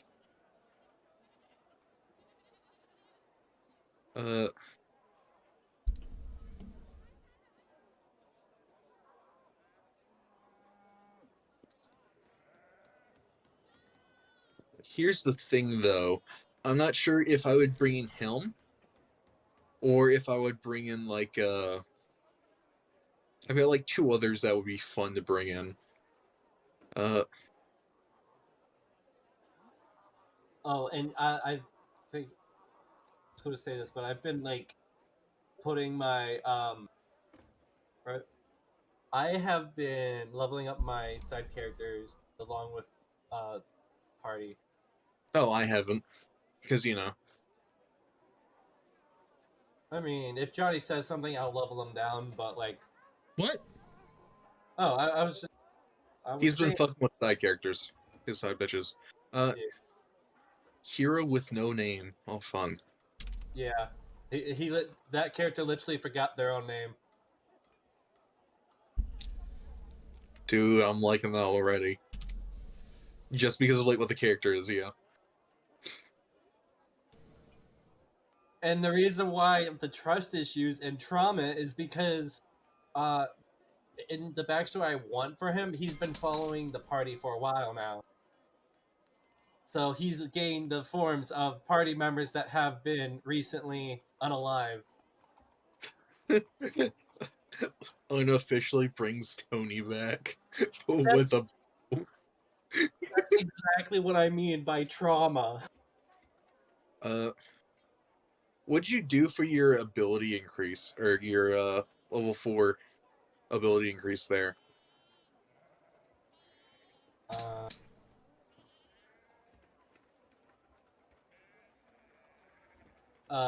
Constitution and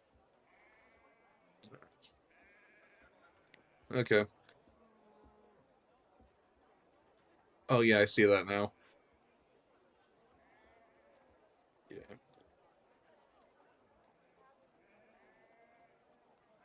Not trying to like force you or anything, but if you go and like look over at like UG and the feats I've got on them, I've taken a sharpshooter, which will help out a lot.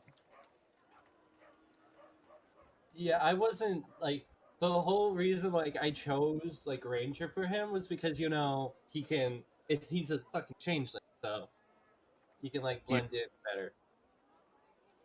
Yeah. Dude, and then there's the Horde Breaker. Yeah. Let's fucking go. I chose that without even I chose that without even knowing that UG had that. Wait, once on each of your turns, when you make an open attack. I thought Horde Breaker took up a bonus action. Yeah, I was reading. What? I thought Horde Breaker took up a bonus action. I didn't realize it didn't take up in that bonus action. I Oh can man, keep chain as my Dude. act. Dude, that like opens up so much shit. I completely thought it used the bonus action.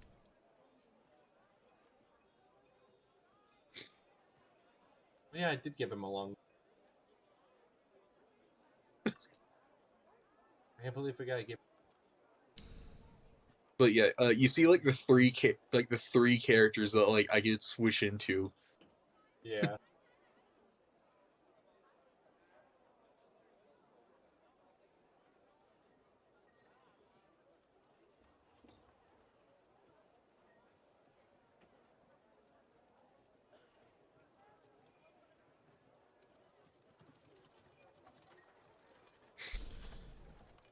And just so you know, the stout halfling that I've made was a joke character that I made while talking to Johnny, or at least like messaging him. In all honesty, with the changeling, I'm kind of hoping the party gives him a name. Sorry, gives them a name. They don't even know their gender. So You're Joe now. Joe now. New name is Joe. Joe Joe Obama. Mama. Exactly. We No, went for both versions. No, his last name is Mama. That fucking joke, and I hate it. His last name is Mama. You went for Joe or Joe Mama, and I went for Joe Obama.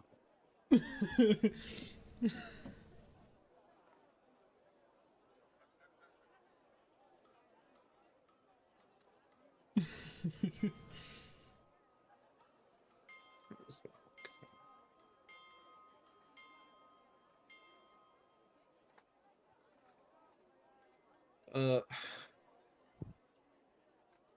Okay, I'm back. Welcome back. Is everyone back? Is Arilo here as well? Yeah. I'm here. Okay. Cool. I guess we can return to the funness of this. Vanessa's still at the stall, right? Yeah. yes.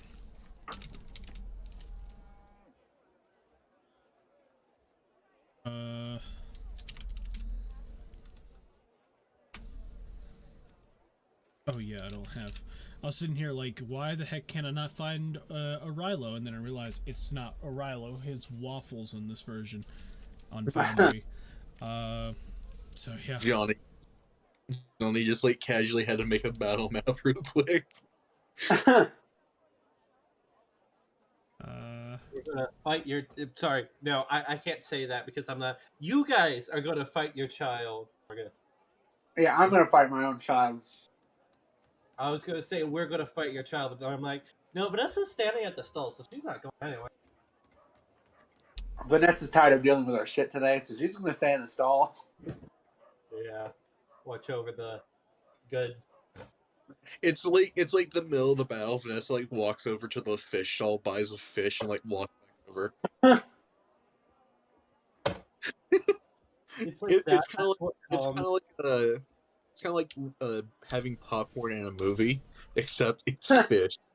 But no. It's like that. What calms Gore down is Vanessa with a fish because immediately Gore's like, ooh, food, and like drops fucking Yorn go after Vanessa with the fish.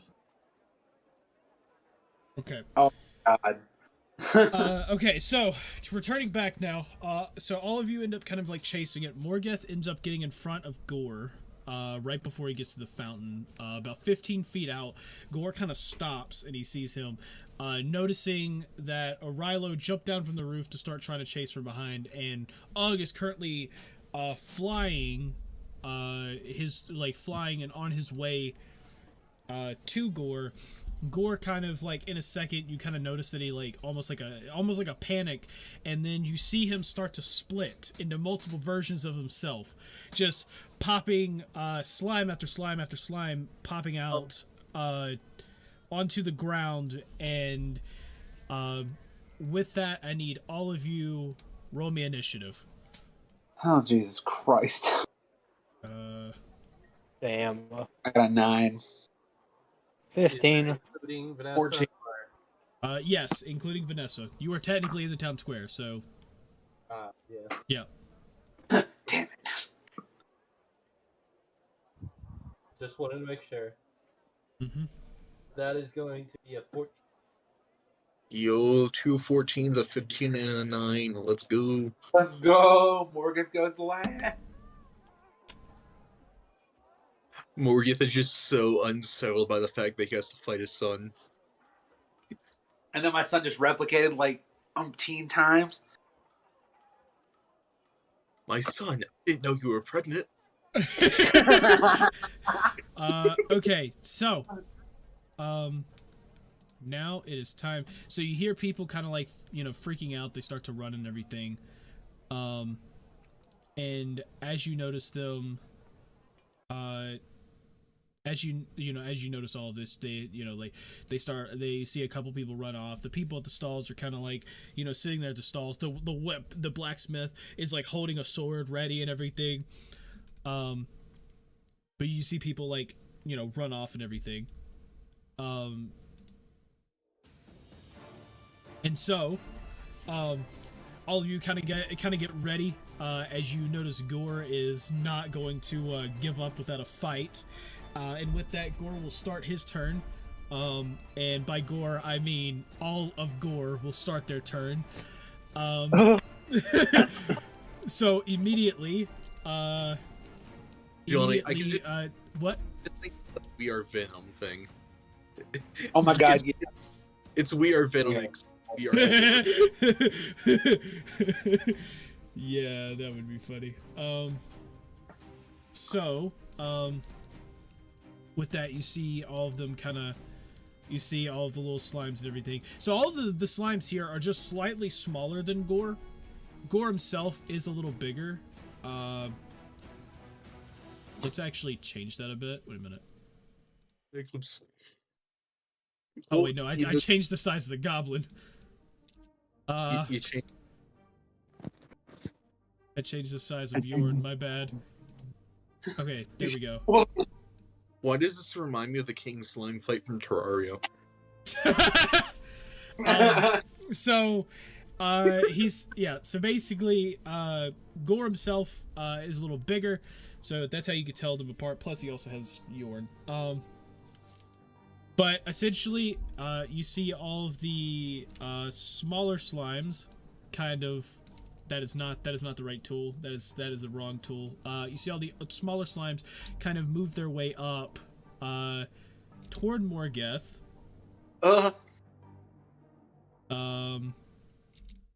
You see, well, not all of them. Most of them are there. The rest of them are back here, kind of looking back toward Ugg and Orilo as they're moving up. And this is where things are gonna get interesting. So, oh yeah, it's under this. So these slimes, the top left here, the left, and the top right, all three of them will attack here. Okay. So, let's see. Is Morgoth gonna get killed by his own child? No. Let's see.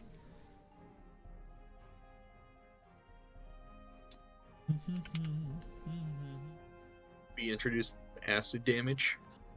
Okay, so Oh god. we're going we're going to go in here. He is going to attack. So the first one is oh god. First one's an 11, so that's a miss. Yep. Second one is a 21. Fuck. So now we deal. God, how much health do you have again? 44. Okay, I'll try not to kill you. Let's see. I mean, you could roll d4s. Shh, nope, it's not happening.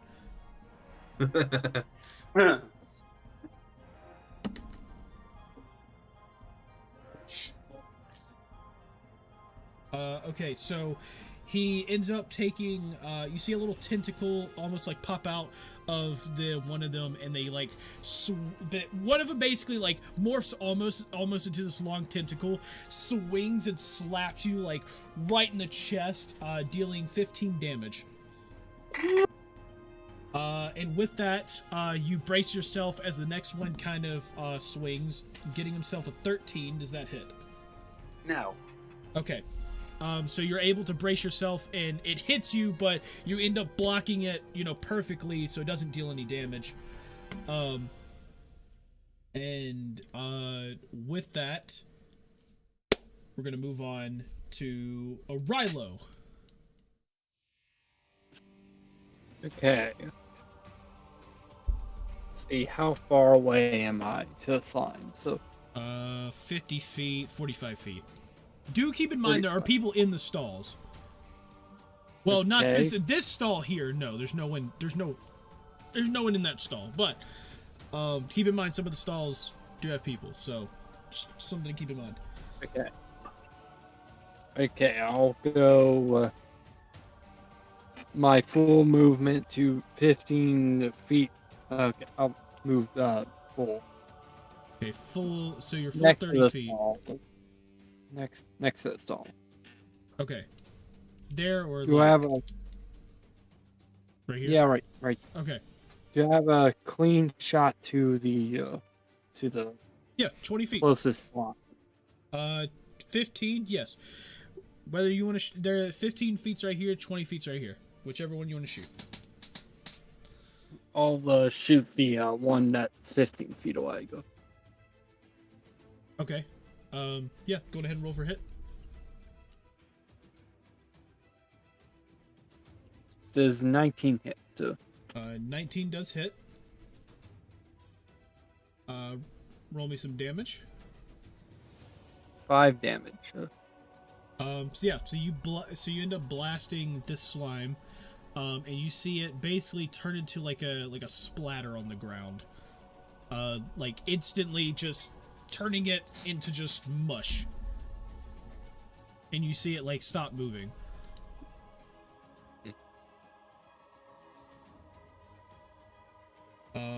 Is that all?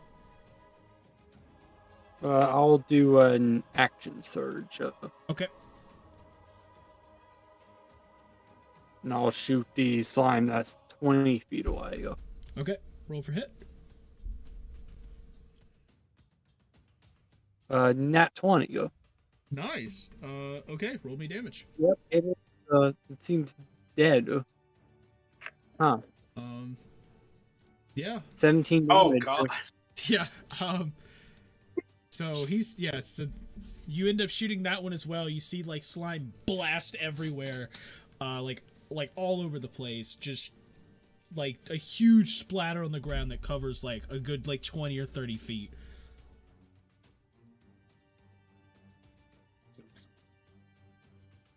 Okay, is that all? Yep, that's the end of my turn. Okay, on to Ugg. Ugg, you are currently in the air flying. How here am I? I'd say like 15, 20 feet, something like that. Let's say like 15 feet in the air. Cool, because it's funny because I was actually wanting to go 15 feet up. Yeah. I'm going to go like right in. I think. Yeah, I'm gonna go right in front of the stand there, and I'm going to fire an arrow at the main body. Okay, roll for hit. Rolling for hit. 26. 26 is a hit. 6 damage. Okay. Oh. Wait, no, I don't want to do that. I don't want to do that. Sorry, that was my bad. That was my bad. Don't want to do that. There we go. 6 damage. I was about to change the health to 6. I was like, no. And then I'm going to also fire at the one that's like the bomb left of it. With Yeah. Okay. Using Horde Breaker, you fire at him. Isn't that fucking 20? So 27, Johnny. Does a 27 hit? Okay, so moving on. Is that your whole turn? Let's see what the damage is. 14. Oh Yeah. Is that your turn? Yes. Okay. So Vanessa, you are next in initiative. Are you jumping in? You are. You're actually like, I'd say probably like right here. So. Nah, I'm gonna let them handle it for now. Okay. If I see they're in trouble, I will kill them. Yeah. Morgeth. Wait. Yes. It is on to you.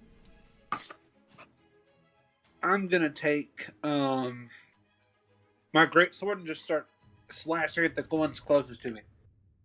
Okay. Which one do you want to target? The one just to the left of me. Okay. Question, Johnny, real quick. What? The symbol with the in the thing with Yorn there. Is that just saying that Yorn's unconscious, or is that saying that Yorn's unconscious? Okay. Yeah. Because it's confusing. Okay. Well, here I can take that off. All right, so I'm gonna go playing for that one in front of me. Okay. So you're going to go for the one to the left here. Wait. Whoa. Yeah. Left. There we go. Yes. Yeah. Okay. Cool. Yep. Roll for hit. Hit. 13. 13's a hit. Right. 11 damage. Okay, cool. Yeah, you chop straight through it, and you see it kind of splat down on the ground. Alright. And then after that, I'm going to use all my movement and try to, like, flank around the rest of them and go more towards the main body.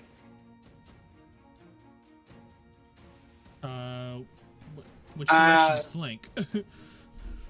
Flank to the left. Okay. So, like, over here. And then the rest of it up towards the right. Okay, well, it actually would have been there. 20. And then you said up to the right, so, like, up here? Yes. Okay.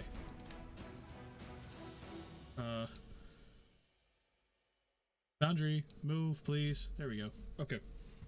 So, yeah. Alright, And that's your turn? Yep. Okay, cool. With that, we go back to we go back to Gore. You notice Gore. You see the actual body himself start moving downward about 10 feet. So he goes down about 10 feet, and then the rest of them here, you actually start seeing the other slimes that you just killed. All of them start to like form back into a ball as all of them kind of get back up, and then they start to make their way in your direction. Oh, wrong thing. These slimes here are going to be moving their way toward O'Rilo. And then these 10 feet. All of these are kind of making their way as well up here. So Morgeth, you have 3 more attacks you got to deal with. Oh, fuck. Okay. Let's see. First one's a 10, so that's a miss. The second one's a 7, so that's a miss. And the last one, I don't know if I want to accept that one. That kind of got stuck. I couldn't tell which number that really was, so I'm not going to accept it. One's a hit, Okay. one's not, so I'm just going to re-roll. So, there's going to be 17. Does 17 hit? Just barely, but yes. Okay.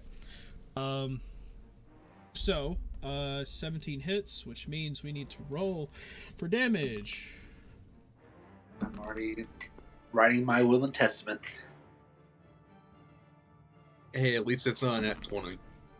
Right. That is 17 damage. Oh my god.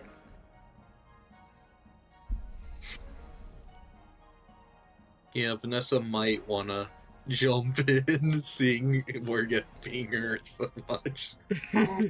My child is trying to murder me. My child, why must you forsake me? Let's see. It's funny. With that, we move back to O'Rilo.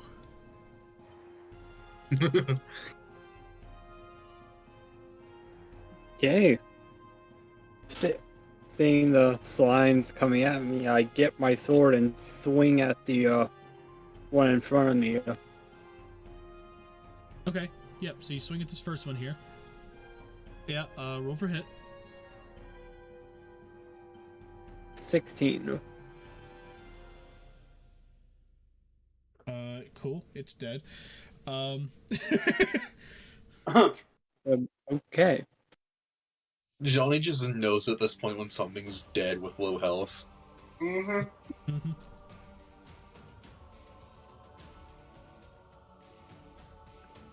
I guess that's it.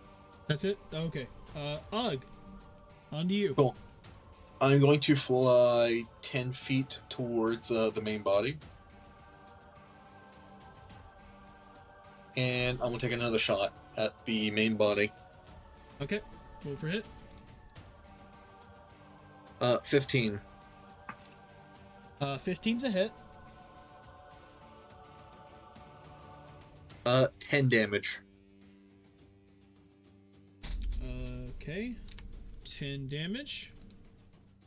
Horde Breaker on the guy to the top left.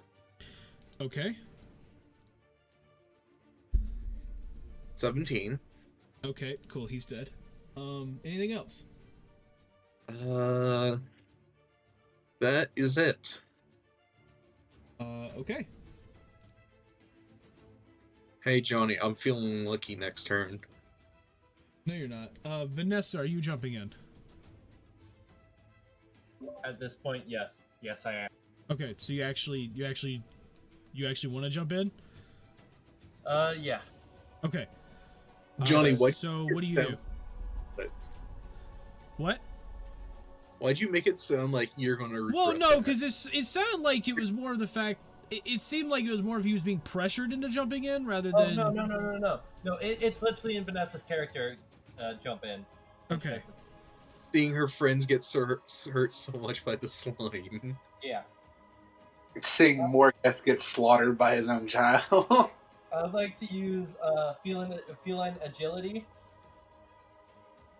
and move 60 towards the group. Okay.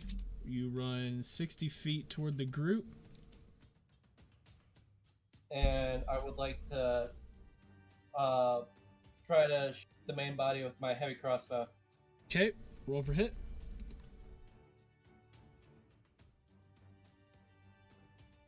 That is going to be a natural 20. Oh my god. Okay. Roll for damage. 16. 16 damage. And I would like to end my turn then. Okay.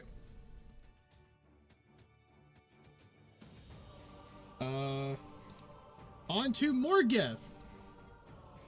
Who is surrounded by slimes almost. So I'm gonna move around those other slimes towards the main body. So yeah, just kind of Okay. like down. Yeah, so you run around 20 feet to him. Okay, and then I'm gonna use a guiding bolt On him? on him. Okay. I'm teaching this man. He's going no mercy on me, so I might as well try to fire one back. Rolling 24 to hit. Shit, I didn't realize I was gonna have to do this so early. Yeah, so that's a hit. Roll for damage. Okay. 14. Oh god. Okay, let me go. let me go in here and roll Fudge for the- this. Johnny is just casually fudging the numbers. He's just giving you more health. He's a 4 on my the actual correct number. Okay, you said it's 14 damage, right? Yes. Okay. So you end up hitting him. Wait a minute. Wait, that would equal. Okay, so you end up hitting him with the guiding bolt, and just then, like, you see almost like a little piece of himself kind of shoot up as you shoot up like right in front of Yorn's body. It's a piece of it that looks like almost in the shape of a shield.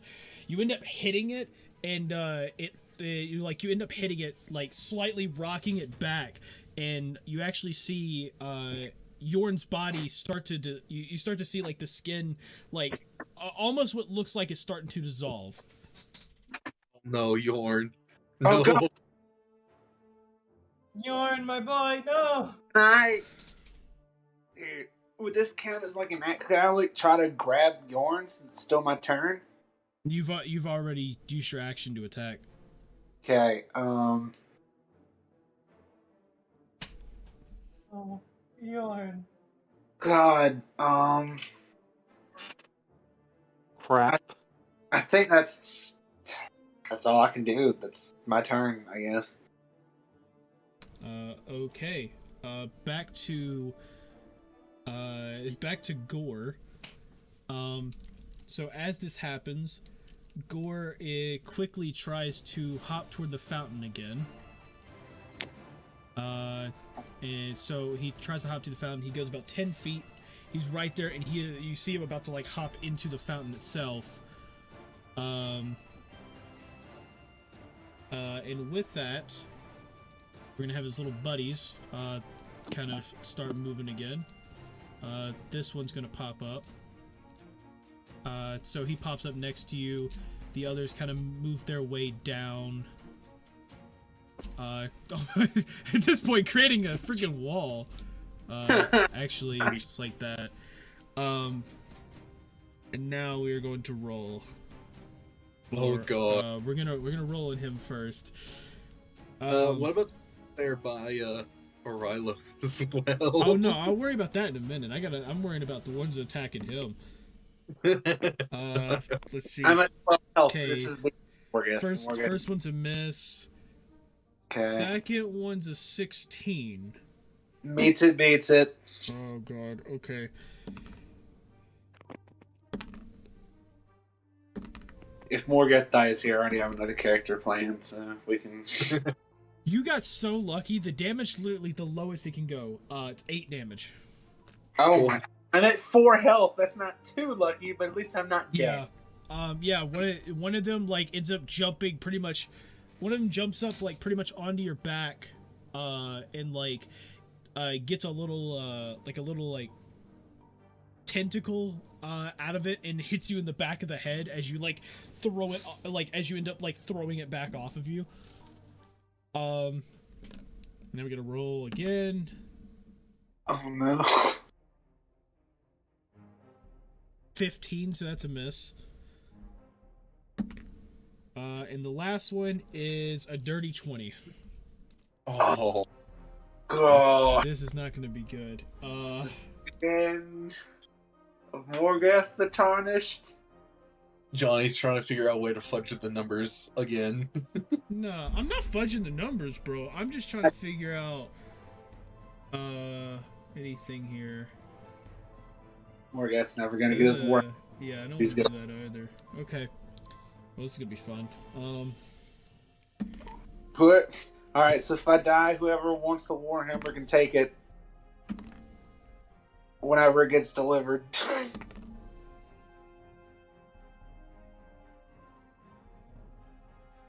I'm just saying that now, just in case. You really okay.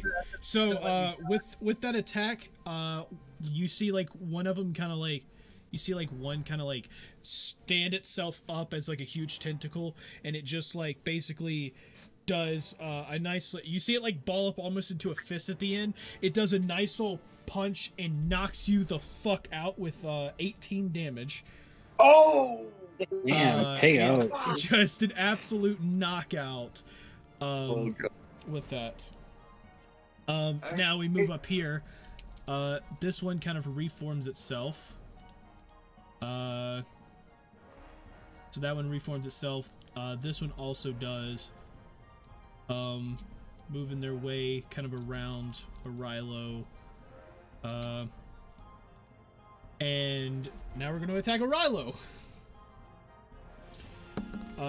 Okay. First attack, that is an 18. Hits. Okay.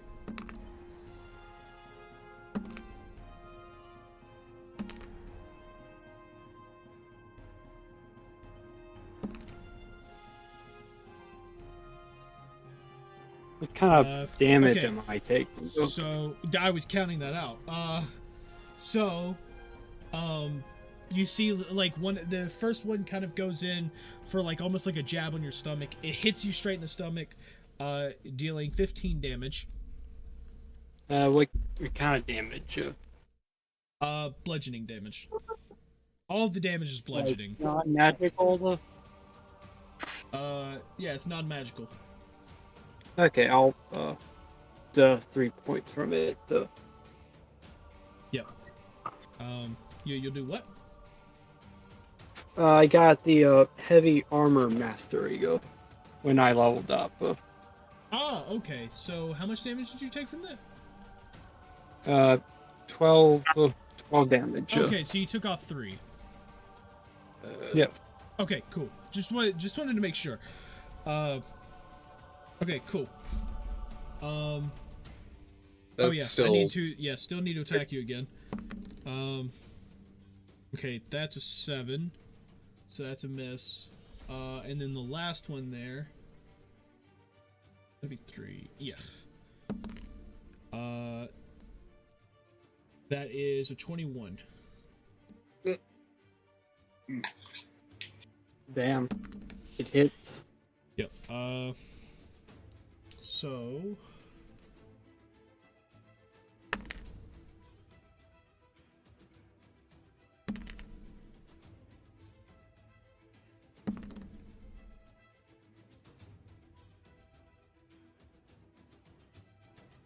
That is 19 damage.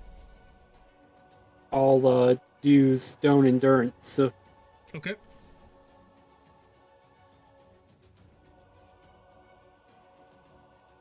let's see. So I take off 10. Seems like I'll take off a total of 10 damage. So that's 9 damage then. Yeah. So you got 7 on stone endurance and then 3 on the mastery, right? Yep. Okay. So yeah, you would take 9 damage.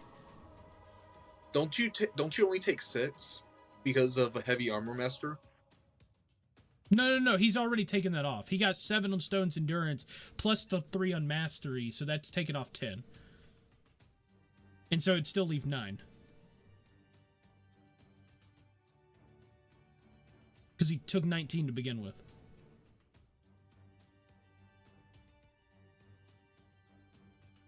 Okay, yeah. Okay, I didn't realize he only rolled a 7 there for stone's endurance. Okay. Yeah.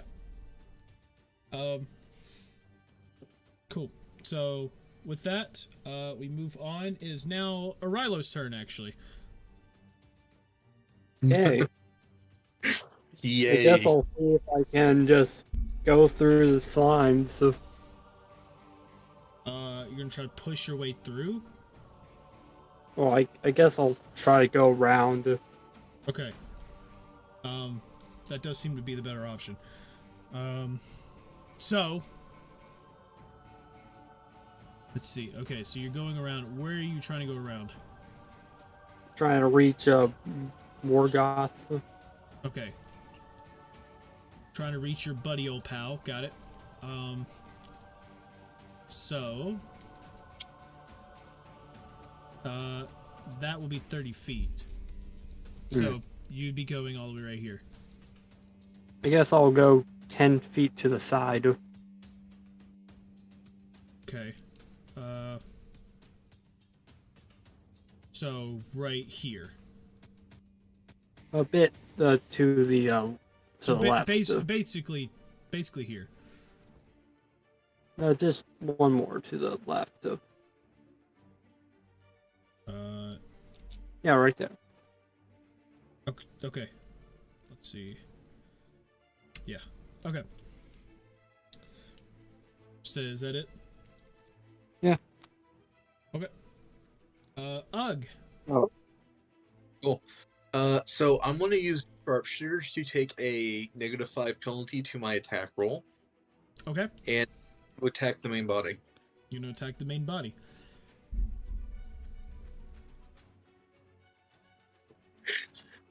I shouldn't have done that. 7. Oh, you got a 7? 7 with it. Yeah. So.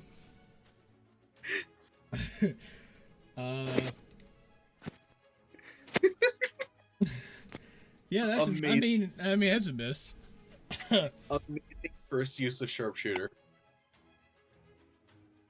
And because there's no one near him, I can't use horde breaker. So. Yeah. Cool. Vanessa. Yes. How close is the main body for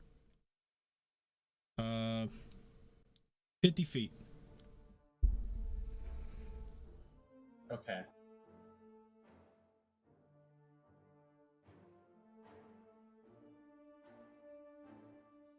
How far is Morgoth away? 55 feet. I'm going to fire another crossbow bolt at main body. Okay. Roll for hit. No way I'm making it over there in time for the fountain. That is going to be a 15. 15 hits. Dealing 6 damage. Okay, dealing 6 damage. And I would like to, as my bonus action, use Healing Word.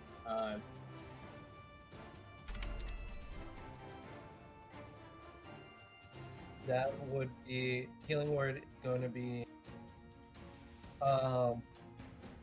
8 damage. You mean 8 health? Yeah. The same thing. Just says damage, so I read it off damage. I'm sorry, Morgeth. You're just going to go straight back down. Yep, oh, I know. That's alright. If Morgeth dies today, then at least it's by the hand of his own child. And that was my second level Healing Word too. Oh god. So I have 8 health now? Yeah. Yes, you're 8 health. Okay. Oops. Got to change the thing in the body. Since I didn't move, I get my feeling at, and because I didn't move, I get my feel and agility back in my turn. Okay. So, as Vanessa goes to fire the shot, as she goes to fire the shot, she ends up quickly ends up pulling it up, firing the crossbow bolt straight into Gore, kind of making Gore the whole body kind of shift from side to side, and for a moment, you see some of the the miniature Gores, kind of you see a couple of them kind of just instantly just splat down onto the ground. You see, I don't know, maybe 4 or 5 of them kind of splat down just randomly after you did that.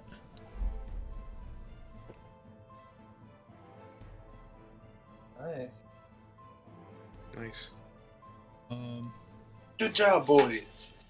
Yeah, y'all are Very not good. saying nice in a minute. Let's go. Isn't it Morgeth's turn though now? It is in Morgeth, yes. Sure. You do not need. Actually, it's not, because you don't need to roll saving throw. He just knocked you out. But killed him. What? Yeah, And that's- I healed him. Yeah, I had 8 health points. Oh yeah. Okay. Yes. Yeah. Oh, okay. Sorry, D&D Beyond wasn't showing you at health. Ow. Vanessa literally killed him. Yeah. Okay, cool. So he is up. Morgeth, your turn. Good luck. Alright. I'm gonna run up and... Actually, wait. Let's do that back a moment, because I can do this now that I know he's not unconscious. Okay, sorry. I thought you were unconscious. Now I get to go back and do this. Okay, so as Vanessa gets ready to fire the shot, for a moment, Morgeth, you end up noticing that Gore, you see, beforehand, when it was when he was dissolving a bit of Yorn, as in his the outer layer of his skin or whatever, you saw it was bubbling up inside, kind of like acid. It stops briefly, and then as soon as Vanessa ends up shooting Gore, you see it start to bubble up again. Okay, so yeah, then it goes exactly to what I was going to do. I'm going to run up and try to grab Yorn out of Gore. Okay, I need you to roll me strength check. Please, God. 21. Wait. No, that was a save. That was a save. Never mind. What the? No. You did a save, okay. 16. That was decent. You did a 16. That beats Gore by 1. Yes. You end up reaching in and grabbing Yorn. Now I need you to roll me a save. Or Give me a sec. Gotta figure out. Roll me a Constitution save. Okay. Con 20. Okay. You definitely beat it. So you end up pulling Yorn out, pretty much just fine. You see Yorn, like, he's a little beat up and everything, and as you do it, he immediately wakes up, kind of coughing. Like, he's kind of coughing, a little bit, and he's just like, did he do it? Did he do what? Did he? And like he looks over and he sees like all the splats, all the slime splats, and he sees like everything around him, and he's like, oh no, y'all need to stop. And with that, we are going to move on. We're gonna move on to the ooze, which is Gore. He's going to hop into the fountain here. And with that, all these slimes kind of get together and everything.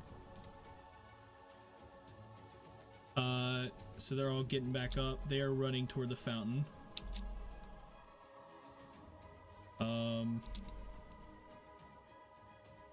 Let's see. Gonna kind of run their way as well.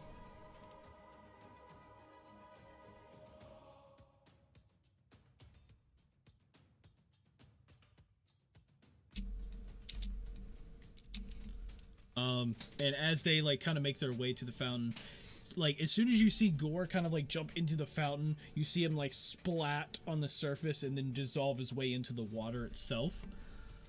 What has Yorn done? Yorn? What did you...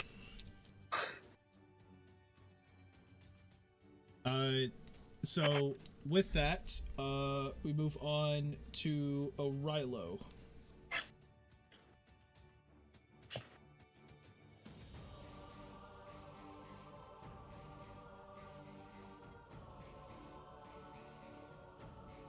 Orilo?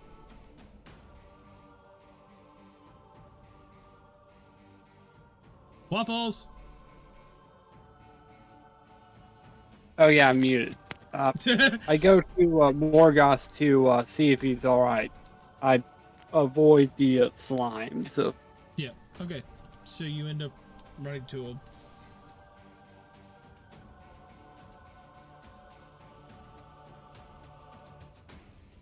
That's kind of it. Oh, okay. So you just run up to him and see if he's okay. Morgoth, are you okay?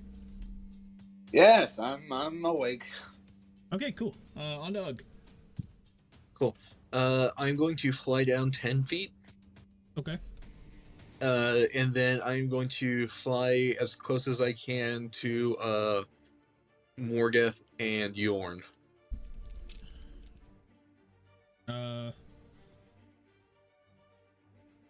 Let's go in the spot like right next to. There you go. Right. Yeah, right here. Okay. I'm gonna go and talk to Yorn now, and be like, Yorn, what happened? What's going on? And Yorn's just like, y'all need to stop attacking Gore. Why? Why? Well, you're about to see, and I'm telling you, you wanted something spectacular. I think this will work. We thought he was eating you. He's like, it does seem to be the case, but I mean, that's normal when you're sitting there shooting at a slime. What? You attacked Morgoth. It kidnapped you and was running away. We had to do something. They didn't kidnap me. Well, okay, he partially did, but... From our point of view, he literally just kidnapped you and started running away from us. But why do you think shooting a slime is okay? Shooting a slime is the worst possible thing. Vanessa from the sidelines, we told you to tell us if you're experimenting with him. Exactly. Yorn. Well, I am experimenting with him. Then what's happening? What to do? You gotta trust me. You're just gonna have to trust me on this one. It's better to show you than explain. I mean, look at the chaos you have caused because you didn't explain anything, Exactly. and you just kind of Chaos I caused. Look around. The only things broken are the things that you guys caused. And and all of you kind of get a glance over at the jewelry stall that people are trying to repair because of the fact that Yorn, or because Gore shot out that sword earlier. The only reason we're in this mess, Yorn, is because you decided to experiment with Gore in the first place. Without my permission, might I add. without letting any of us know what's going on. Well, you see, some things in life are just better to not know until the moment arises. And just then, you, like, as y'all are sitting there having your discussion, you notice, all of the other slimes end up, like, passing you guys and hopping into, the fountain.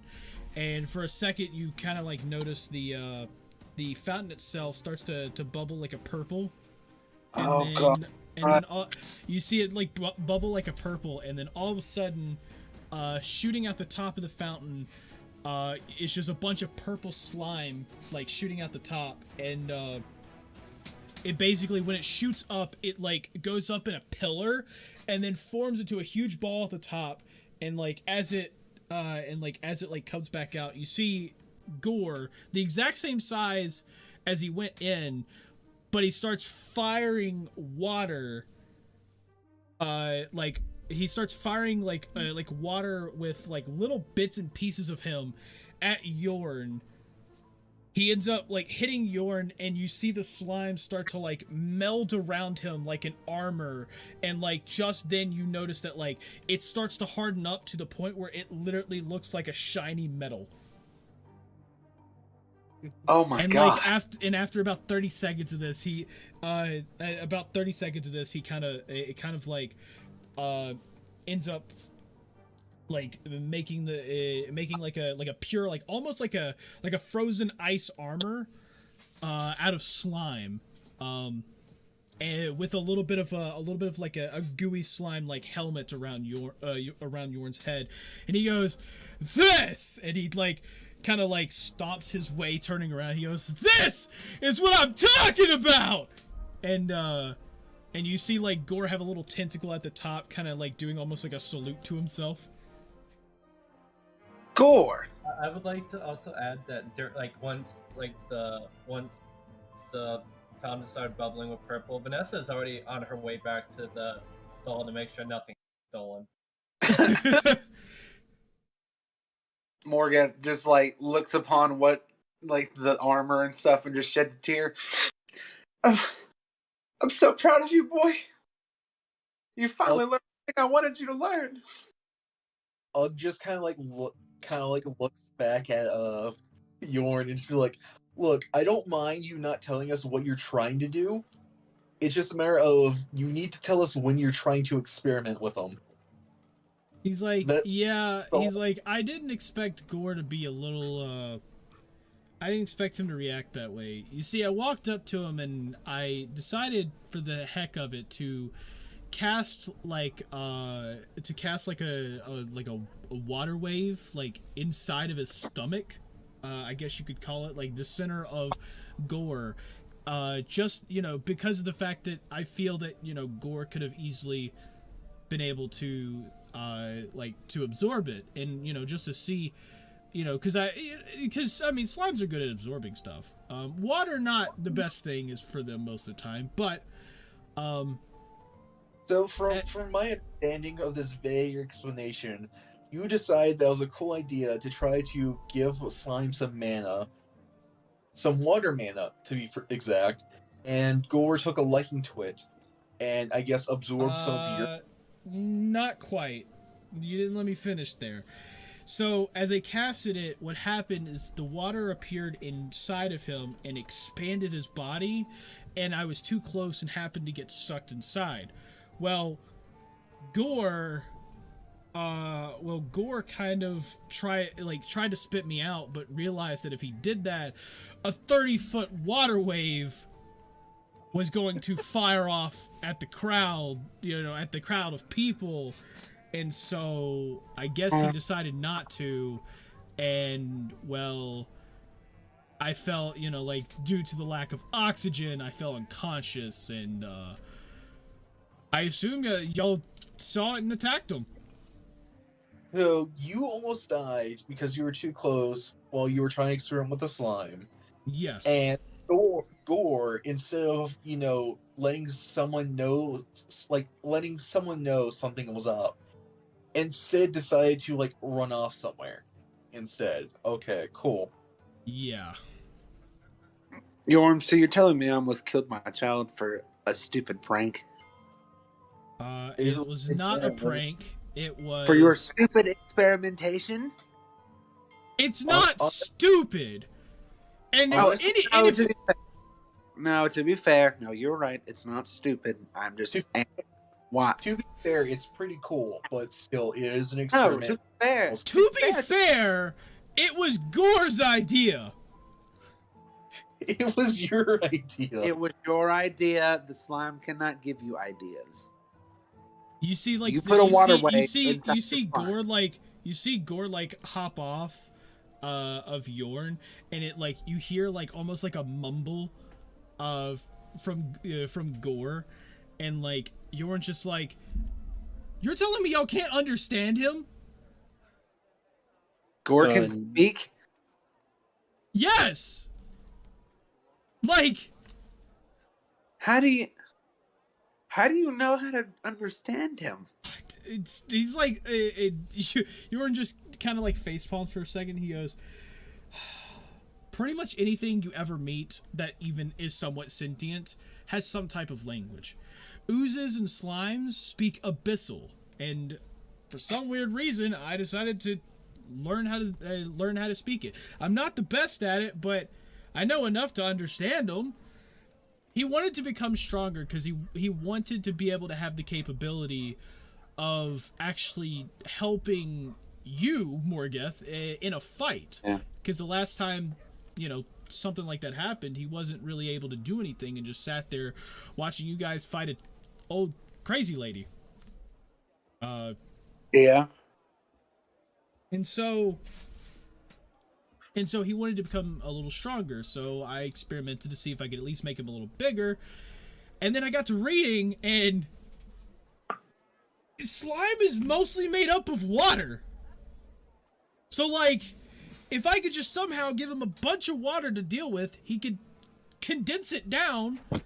He can condense it down, and he can expand it and everything. And if you expand water, if you take the properties of water and expand it, you get ice. It solidifies to ice. I don't know how water's a weird concept, but when it freezes, it expands. And so just taking it, he's able to basically form almost like an ice armor. Oh my god. He's he's the whole purpose is that this all was supposed to be a surprise. And so, we did cause a few issues because that's just how experimentation works. But, we were able to do a few things. Also, you see Gore kind of mumble a little bit, and then Yorn goes, also, Gore's the one that's been going through the tavern keeps trash at night.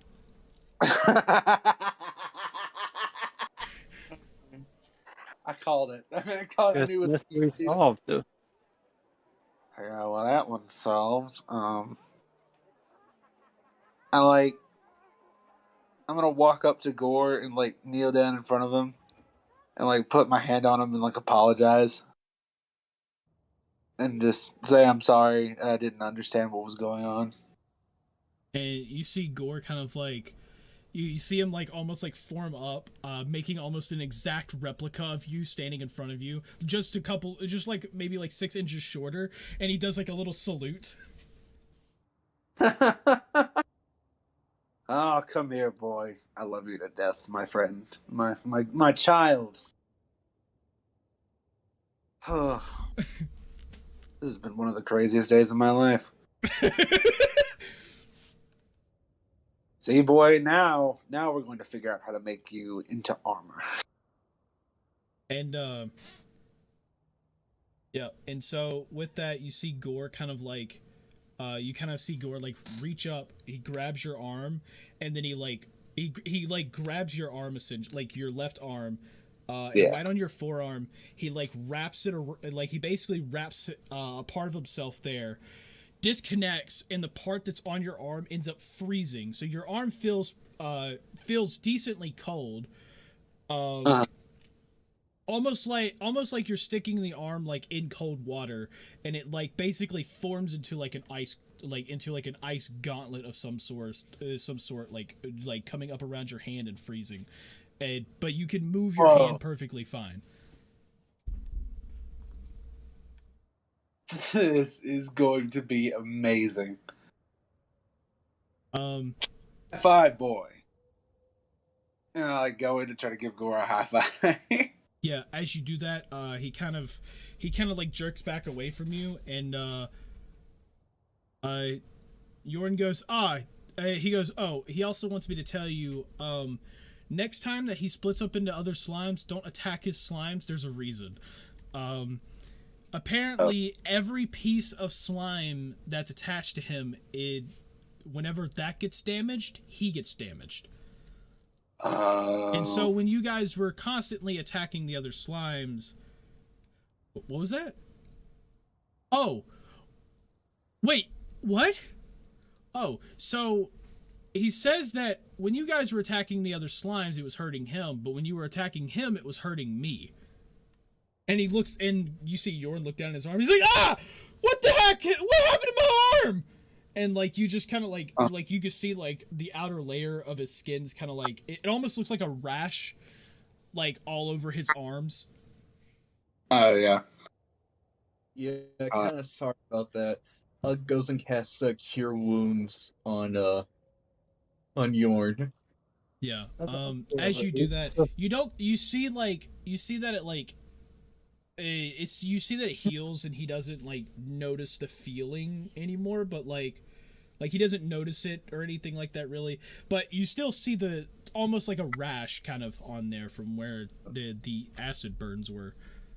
I mean, most of it was pretty much just me and Vanessa that was attacking the main Gore, so.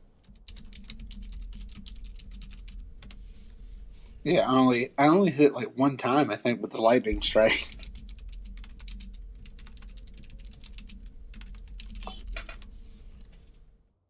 Oh Lord. Well, I'm sorry, boy. I'm sorry. Yeah, I'm sorry as well. But you guys really need to let us in on your plans if you're gonna keep doing this. Yes, as much as I appreciate the surprise, I don't want this to happen again. And like you kind of see Gore like reach up, take the little like armor gauntlet off of you, and just melt it back into his body. And Jorn goes, he says he's sorry, and that he will never do it again. Okay. Well, good. It's not the fact that like we're mad that you experimented. It's the fact that you experimented without telling us first. Yes, that is an unfortunate circumstance. I would have liked to tell you, but we didn't want to, we didn't want to ruin the surprise, because we felt this surprise was going to be really cool. We actually wanted to wait a little longer and use it next time y'all end up in trouble, because let's be real, y'all will end up in trouble. And so yeah, we wanted to be able to just do that, just like, in the middle of battle or whatever, just to have like this huge armor just appear around you. So, but we will tell you guys about future experimentations. Like you don't have to tell us like what all like you're hoping to accomplish with it. or like what you're going to do. You just gotta tell us like, hey, I would like to experiment. Exactly. That's it. You know, and if like you need help, you can let us know if we can help you. Okay. I would be. And he goes, okay. So is it okay? He looks over at Morgath. Is it okay if I experiment with Gore a little more? Yes. He goes, Can I okay, and you see do it? him immediately turn and start casting fire runes. Oh god. I actually get a little excited, like, yes. Ugg starts like flying in the air to like get out of the way. All right, everyone, clear the way. Let's just see where this one goes. And like as you all like kind of like back up, you actually start seeing a crowd like surround those two, kind of a little bit, almost like they want to watch as well. And like as he casts his third fire rune, he blasts like a blue flamethrower, like straight at Gore. Gore kind of like expands, like it expands almost into like this really large plate. And just like takes the entire thing full force as he wraps himself around the flames in like an instant. And you see the flames inside of him burn a little bit and then diminish like within a couple seconds. And Yorn's just like, well, that didn't turn out how I thought it was gonna look. And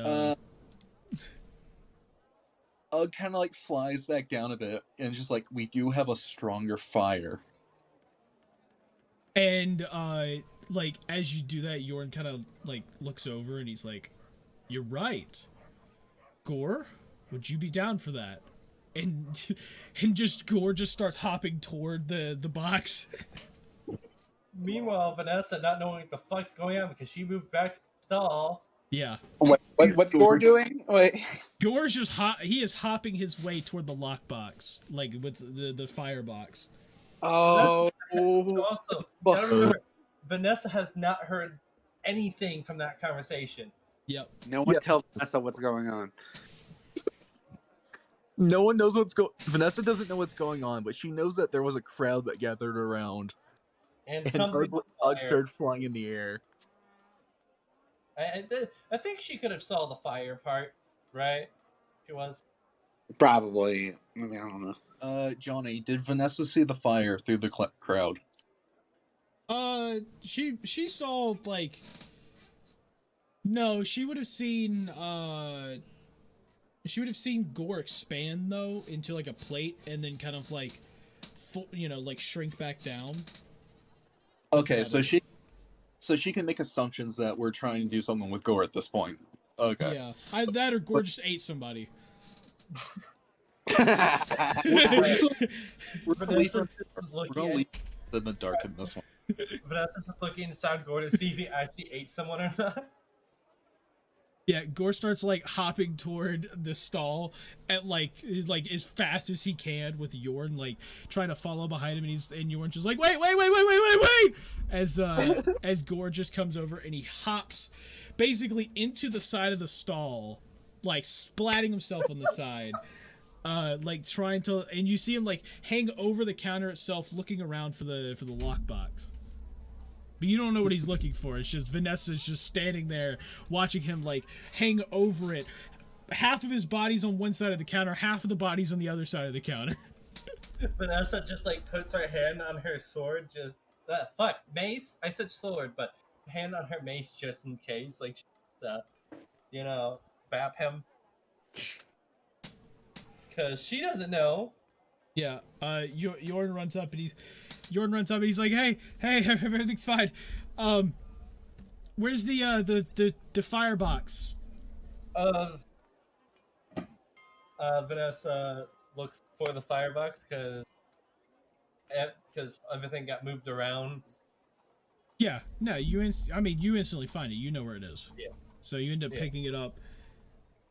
Yeah, you're able to find it and you pick it up. Okay.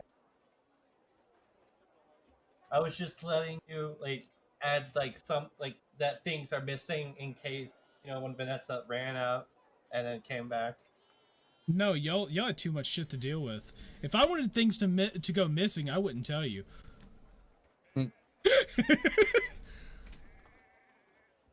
Oh. That's a pretty much, yeah. Some things went. Yeah, Vanessa hands over the box. Okay.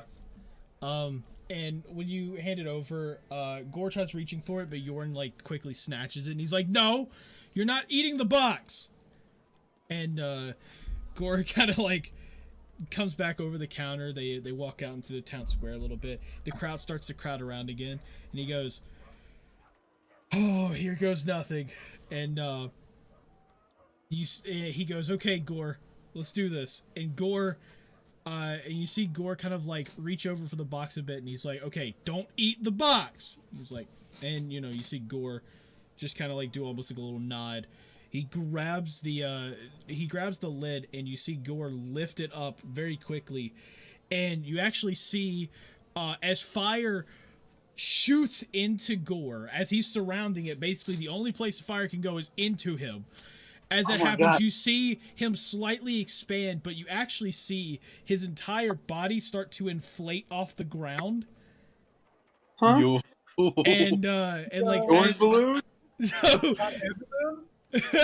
So as this happens, it like starts to inflate off the ground a little bit, and it gets to the point where Yorn can Yorn can't hold on to the box, and so he lets go of the box, and like he ends up, it slips out of his hands, and Gore starts flying up in the air, and about 15 feet in the air, Yorn goes, "Let go of the box!" And Gore lets go of the box. It comes crashing down.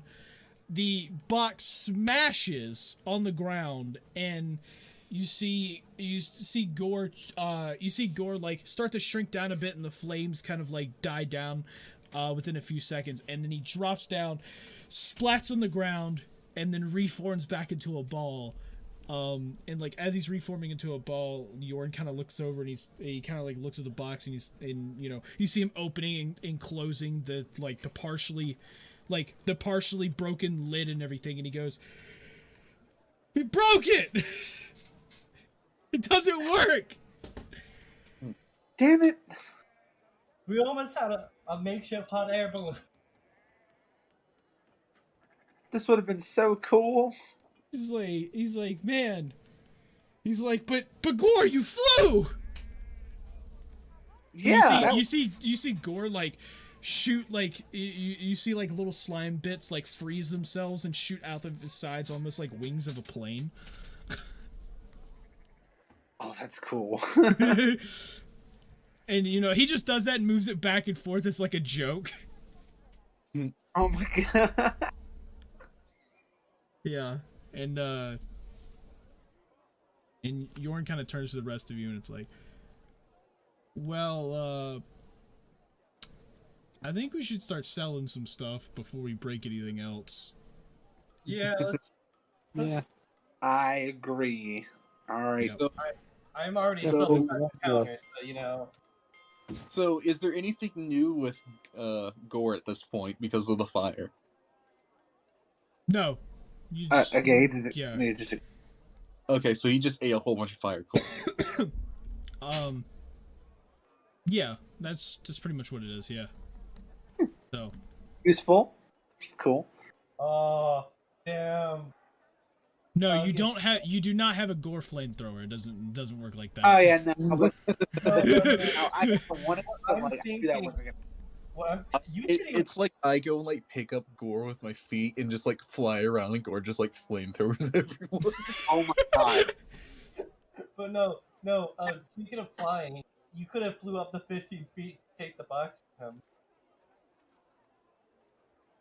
Yeah. So then we could have still had our hot air balloon Gore. Well, I was gonna say like I was gonna like make sure like Gore doesn't like fly away, but I just kind of kept getting cut off. Oh. Whoops. No, it was cut off by Johnny because he was explaining. No, no. You need. If you're gonna do something, you got to cut me off. You already know how I do those things. I was also just kind of like interested in how this was going. Yeah. So So, yeah, but essentially, Yorn walks back to the stall. You see Gore come back as well, and Yorn just like, well, we got a bit of selling stuff to do. So, who's ready for selling all of this crap? As you look around and you just see like a bunch of like a bunch of mystical junk. Well, I guess it's time to start selling this mystical crap. Selling Yeah. And so, if my mouse doesn't freaking die on me, we move on.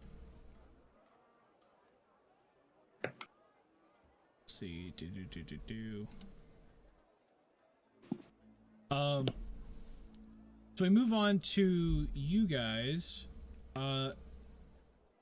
selling stuff. Going off to sell stuff in the town square. People have already kind of seen a few of the things, so a couple of people, start walking up interested. So what are all your roles?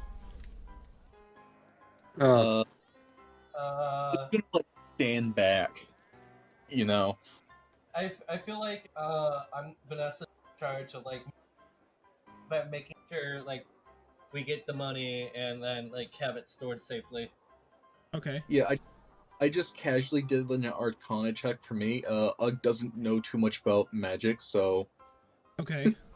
about the magic items. Got it. Can So Gold he's Guide be like advertising? What were we saying? Sorry, go ahead. no, I was just finishing up. I was just saying that Ugg doesn't know too much about the magic items, so he's just gonna stand back and like let you guys have at it. We can always get your Yeah. stuff. Or Ugg's going to. Okay, so I think me and Gore are gonna do like advertising. I want to have him like attached to my back and like he's using his tentacles to like twirl a sign. How did you get the sign? Okay, so he's forming the sign. Johnny King Gore. He's becoming the Like, sign. Yeah, he like takes the shape of an arrow, and I'm just like twirling him around me. Okay. Can he make the sign out of ice? Yeah. He can, but it would literally just be like a purple, like. Oh. It's not like he's gonna randomly change colors, like he's just. It could be a Oh, purple well, arrow. If you do an arrow, it's fine. Yeah, it's just an arrow. That's what I was thinking. But like if you're trying to make text for people to read, it's not. They can't read it. We're not trying to make like a neon sign here or something. Yeah, if you're just doing an arrow, yeah, 100% go for it.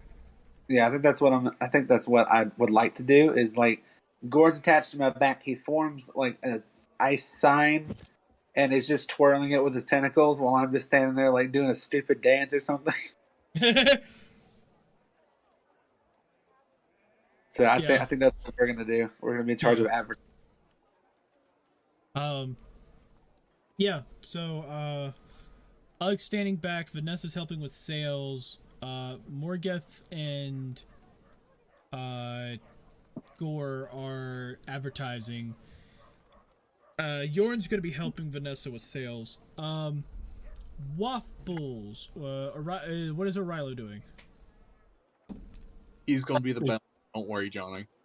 I feel like Aurelio should be the one handling the weapon. So I remember there's like a.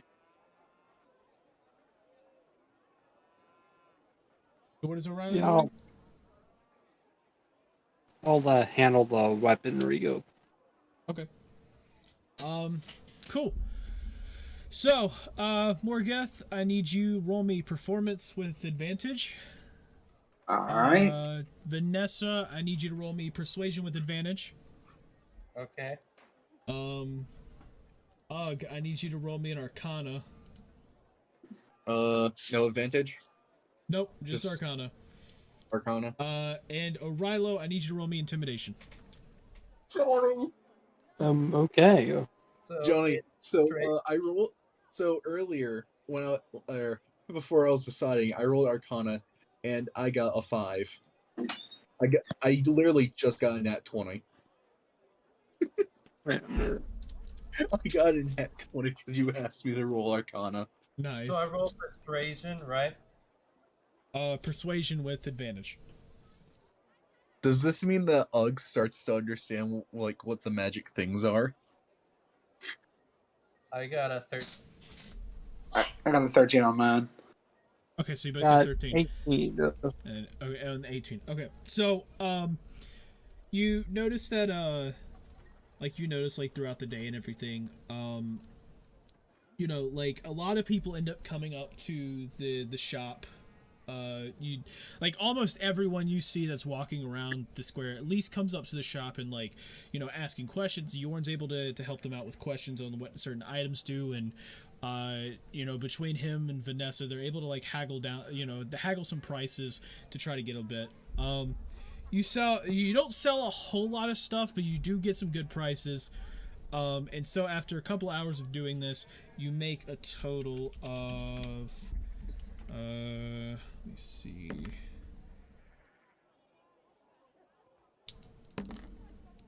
Gotta put this together.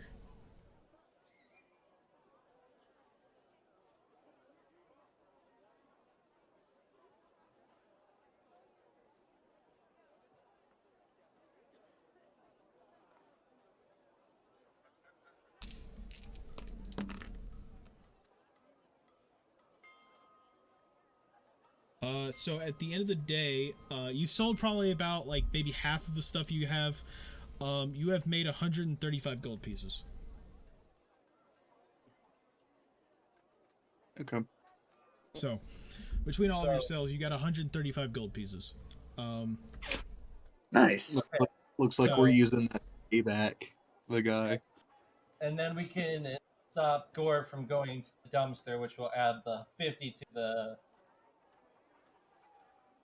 thing. So Probably just blame it on like a raccoon or something. yeah.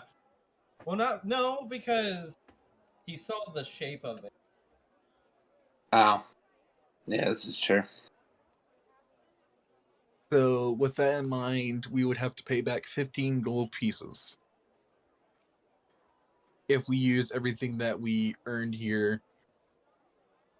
Which is not all that much, actually. Yep. And Yorn kind of, you know, like finishing up and everything, Yorn just goes, well, it could have gone better, but I mean, hey, we sold a decent amount. So that's good. He's like, do y'all have anything y'all want to sell? I don't know. I mean, they might be tired of some of the magical stuff. We got a little bit of time before we need to go. So, and as y'all kind of like, look, as y'all kind of like look around, you start to see one or two shops start to pack up, and it seems to be about like 7, 8 o'clock at night after like, you know, spending all that time out there. Oh, you have. I got a few rations. I got like 11 rations. I can sell a few rations. I got the shield that I never used. I got a sickle to use. I wouldn't mind like jokingly trying to sell one of the poison cookies. Yorn's like, wait, Yorn like, he didn't like, you noticed that he didn't hear all of that, and he goes, wait, you have cookies? No, Yorn, no, they're sleeping cookies. What? Sleeping cookies? And he turns over to Gore and he's like, are those the cookies? And and Gore kind of like does a little mumble and he's like, why'd you take the cookies? I mean, why not? I only took a few. He's like, man, y'all are sitting here talking about my experimentation. I mean, it's not like she's gonna need them anymore. I have nothing to do with this. So yeah, I guess let's sell what we want to sell then. Like I said, I was gonna like jokingly say I could sell like a cookie. One of the poison cookies. Yeah.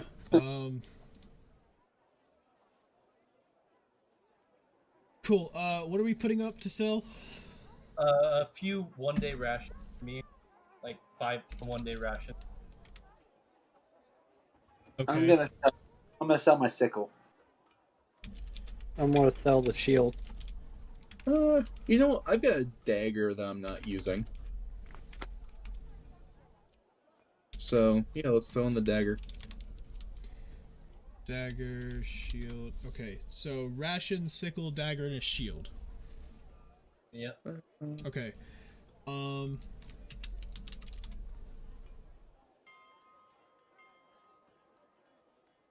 Let's see. Okay. So, as this happens, y'all kind of like put that up, start trying to sell stuff again.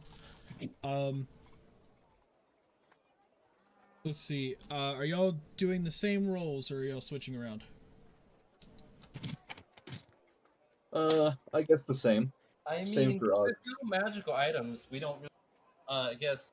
Can help with sell. Yeah, you know what? Ug's gonna help with the set, help with the tail. So. Okay, so he's gonna help with the table. Okay, so Vanessa or Ugg, whichever one wants to roll me persuasion with advantage. One of you. Morgoth, what are you doing? Same thing. Okay. thing as I was doing. Yeah. So I need you to roll me. I need you to roll me performance, just regular. Okay. And then I guess O'Rilo, you're doing the same thing. Sure. Cool. I need you to just stand there and be pretty. Okay. So So, what is your additional thing for? 0. Yeah, my persuasion is a +3, so I'll roll for us. Okay. All right. I got an 18 on my performance check. I got a 19 on persuasion. No. I was gonna say it's advantage, so Johnny did say with advantage, so Okay, let me just do that again. 19 again, so either I rolled 2 oh 6. man, I do love 19, but I also love 19. Either way, it should be 19. Yep. Okay. So, as people come by and everything, you see, you get a couple people coming in. This is gonna be like a whole during your sales thing. You end up selling another 14 gold pieces worth of Yorn's items. And right before that, right before y'all end up selling that, somebody ends up walking up, and they end up walking up and they kind of point over to the sickle, and they're like, yeah, how much is the sickle?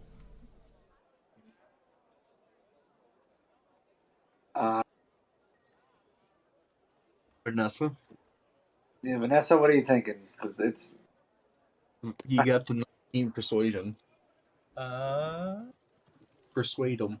Like 30 gold pieces. 30 to 50 gold pieces? That's outrageous! I never said to 50, like 30 to like 20. It's like, that's crazy! We can lower if you'd like. He's like, I'll give you 5 silver for that.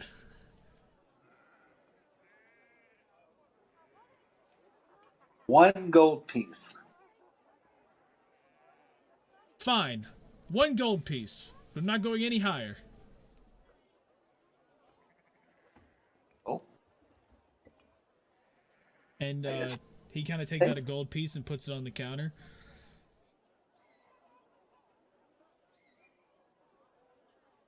So I guess are y'all selling it for a gold piece? Yeah.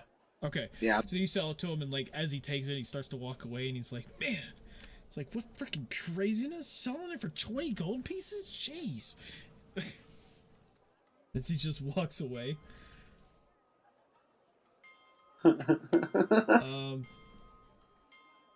So, y'all sell that. Another person walks up, and they end up noticing, the shield there, and they ask like, hey, like how much for the shield? It looks like it's a pretty good condition shield. Yep, it's a pretty good, reliable shield. Ever since you have a good eye, I'll give it to you for 5 gold. 5 gold pieces? Heck yeah, that's a great deal. As the person slaps 5 gold pieces down, and immediately he's like starts reaching over for the shield. I'll hand him the shield. Yeah, and so you give it to him, and he takes it, and you see him cradle it in his arms, and and just walk away, almost like swaying it like a baby. Damn. Another person comes up. They're kind of like, it looks like a shady figure. They've got their hood up and everything, so you don't end up seeing their face. They walk up and they end up seeing the dagger, and they're like, hey, I saw this dagger over here you got on the counter. How much you want for it? This dagger, it hasn't been used. I've had it for a long time, just hasn't been used. Okay.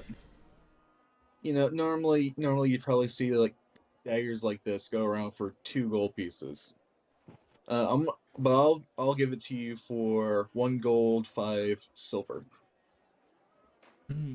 Yeah, that's a good price there. What if we talked about, like 1 gold piece? I mean, this is a dagger that hasn't been used. Well, yeah, but I don't know. I feel like I might be able to get one cheaper.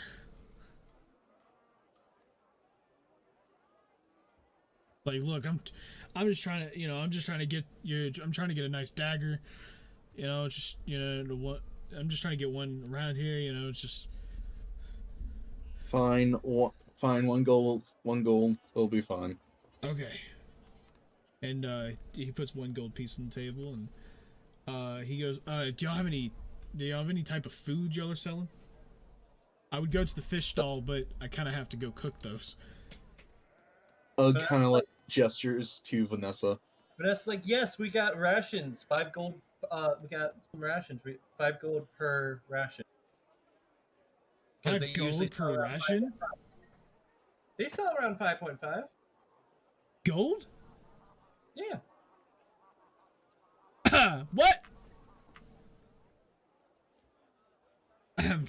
Yeah, no, I'm good. And you just see him walk off, and Yorn just kind of looks at you kind of oddly, and it's like, you're really bad at this. I know. He's like, I'm not like a professional or anything, but Damn. you usually buy those for like 5 silver.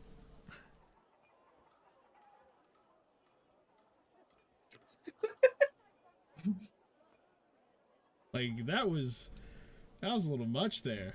And Yorn's just like, whatever. We made a few more gold pieces. We've got a few more gold pieces, so I mean, other than that's fine. And after spending a little bit more time, doing everything, you end up kind of noticing that it's getting a little late. It's almost 9 o'clock. You see some of the shops closing up, and one of the guards actually walks out, and he's like, "Okay, it's closing time. Everyone, please clear out of the square. Curfew's about to hit, and we don't want anyone walking out here." Yeah, I guess we should start packing up then. Vanessa starts packing up everything. Yep. Ugg does as well. Yeah, Morgat starts helping. Yep. After a few minutes of packing and everything, you'll end up getting everything, properly packed together inside of the bag that Yorn brought pretty much everything in. Plus, Vanessa takes back the rations since she didn't sell them. Yeah, I'm really bad. Yep. And so with this, Yorn kind of just goes, "Yeah. Well, we didn't sell everything, but we have enough gold to sell to pay off the debt that Gore and I accumulated. Yeah. Make sure you keep Gore inside tonight, I guess, so he doesn't go back over there. I will be locking all the windows and doors in my room. Or we can just ask Gore to see if he won't go back over there. Well, yeah, we can't just talk to him too, but, you know. Yo, free gold system.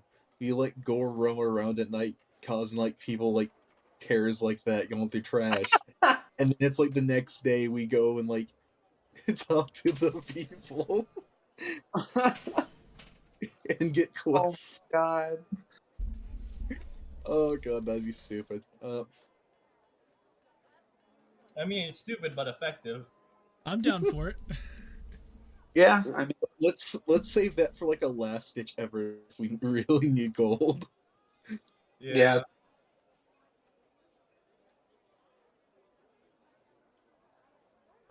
Yeah. Anyways, we should probably go talk to the guy. And Yeah. Say that Yeah, let's talk to him and say that we think we figured out what the problem is. So So you'll end up you head out of the market square and everything. You start to hear like a bell ringing in the background. Walking away, and Yorn goes, "Oh crap!" He goes, "Any of you got a torch on you?" I do. And he goes, "Oh, awesome! It's like it doesn't matter if it's a torch, a lantern, or what it is. You got to have some type of light on you out here after 9 o'clock." I actually have 10 of them. Why do you just carry like 10 torches on you? Explorer's back. Oh. Yeah, one of the Okay. backpack will literally give you like 10 torches. I was asking this in Yorn's. Yeah. Oh. So Vanessa hands out a torch to everyone. Yeah. Cool. Cool. Yeah, you see Yorn light it. And Yorn goes. You see Yorn look at Gore a bit, and all of a sudden you see him just shove the torch into Gore, and Gore just kind of like holds the torch. And Yorn's just like, "Thanks, man." And you just see Gore just holding the torch. Morgoth just looks back at the Yorn and Gore and just goes, "Nice, nice." Yeah, but y'all make your way to the tavern and everything. You end up walking down the alleyway a bit, and you make it to the tavern. And as you make it to the tavern, you instantly open it up. You hear music. As you instantly hear music and everything. It's a lot more busier now. There's probably a good like 40-50 people inside having drinks. Multiple waiters and waitresses walking around. Serving drinks, and you see the bartender kind of there, and he looks over and he goes, "Oh, it's you again." And he goes, "Let me guess, your little slime friend's outside." He's not so little anymore. And he's like, "Well, yeah, I didn't know that much, but..." He's like, "Okay, would you come back to pay off your debt?" Yep. Yes. He's like, "Okay. So, let's see it." So how much money did we make from the thing? Or from selling everything? Johnny? Y'all were supposed to keep track. I told you guys. Was it 350? It was like 135 from the magical stuff. Wasn't Vanessa keeping up with this? It was like 135 from the magical stuff, 14 extra from 14 extra from Yorn stuff. I sold 1 gold. Vanessa sold 1 gold. Vanessa, do you have all the gold? I mean, I don't have it in my inventory, but Like did you even keep track of it? No, I forgot. Then clearly y'all don't have the money. Well, I did put the 5 gold in that I got Okay. in my inventory. That's a smart man right there. Johnny, we were hoping you would keep track of this so that No! I'm not keeping track in your inventories. because I thought like Yorn was keeping track of this kind of thing. No, Vanessa specifically said she was keeping track of it. I said I would put it in a safe place. I didn't say I would keep it on me. Damn. Usually that would mean that you're adding it to your own gold count. Oh.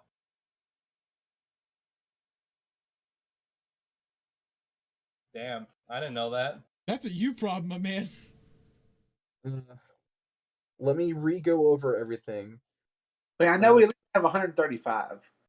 135 from the main magic stuff, 14 extra from Yorn's stuff, 1 extra from my dagger, and 1 extra from The sickle.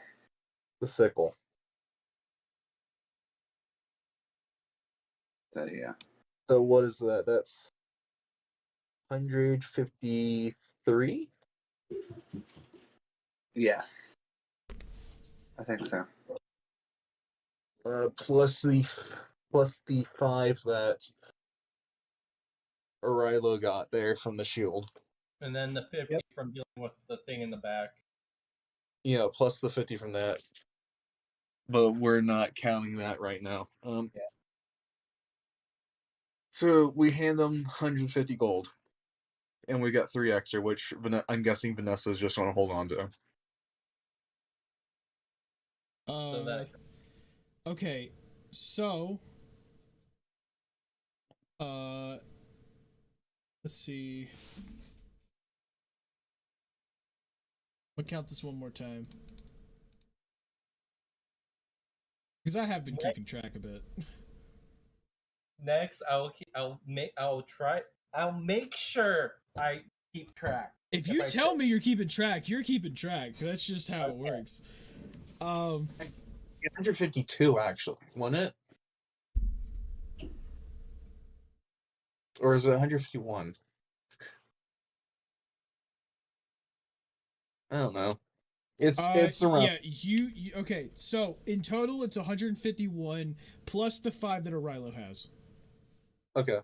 So Rilo gained 5 gold from that. Vanessa gained 1 gold, and we're giving the shopkeeper 150. Cool. Yeah. So, you hand over 150, and he kind of looks at you a little strange, and he's just like, "This is it?" I mean, you did say that you've got the job worth 50. Okay, and have y'all done that?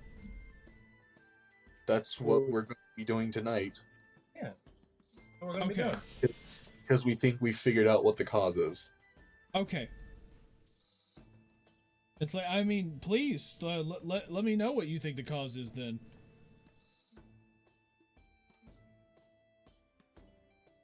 Kind of like looks over at Vanessa for her to explain. So, it's better if it's really hard to explain. It's a lot of convoluted stuff. So what I'm hearing is you have no clue. No, we what do. It is. We do. It's just really hard to put into words. Trust me, that it's harder than you think to explain. He kind of like looks around. He kind of looks around, and all of you kind of notice Yorn looking like really nervous as he kind of like steps back toward the door a bit, and he's like, "What? Has your goblin friend been going through it?" No. Yorn? No, he hasn't. Not quite him, but you know. Yeah, not him. But So, do you know what this thing is or not? Yes, and we should. It should not come back though. We've already already talked with it. Not gonna come back. Fine. Okay. Just watch the garbage tonight, and you will see that we've already dealt with the issue. You're not going to see anything. It should be gone. If it's not, if it still comes back tomorrow, we'll try to figure out something else. Okay. Fine then. I will take your 150 here, and I'll wait for your return tomorrow. If I see the creature tonight, then you're not off the hook. But if it happens to not be here tonight, then I will relieve you of your debt.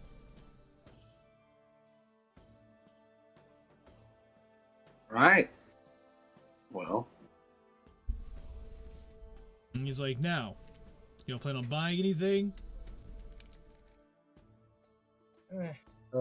It's been a long day. I think I'm just going to head back to the tavern. Yeah, me too.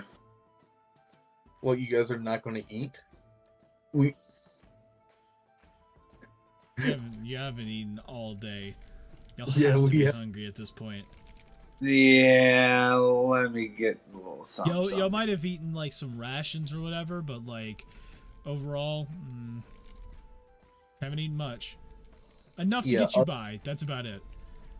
Ug's going to order like the special and some water. He goes special and water. Got it. It's gonna be 5 silver pieces. As he as you see him like pull out like almost like a little like scroll of some kind and put ink and quill and just like write it down. He's like, any for the rest of you? Yeah, I'll have the same thing he's having. Okay, another 5 silver pieces. As he writes it down. Vanessa, I want Vanessa to exit the building. Okay, so Vanessa, you just leave the building. Yes. Yeah. Because I'm gonna have Vanessa like not go to the inn. Like she's gonna watch the garbage to make sure it was actually gore. Like she's double checking that it was actually gore. Gonna be spitting the out. And I'm gonna be moving the trash as well. So that. But yeah, Jorn steps up. He also orders another 5 silver pieces of food, and and Gore kind of like sits next to Morgeth, like kind of like reaching up onto the counter. Ugg is going to pay for Dorn's food, so as well. So you're gonna pay for Yorn's? Yeah. Okay. So 5 silver for me and 5 silver for Yorn. Yeah. Cool. So like as you pay for it and everything, Yorn's just like, it's like, thank you, I appreciate it. And the bartender's just like, okay, anybody else? I'll have some ale. Some what? Ale. Some ale. Okay. He goes, yeah, tankard of ale. Coming right up. It's gonna be 2 copper.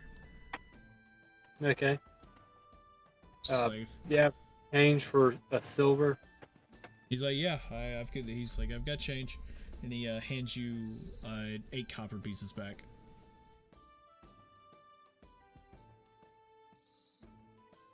Thank.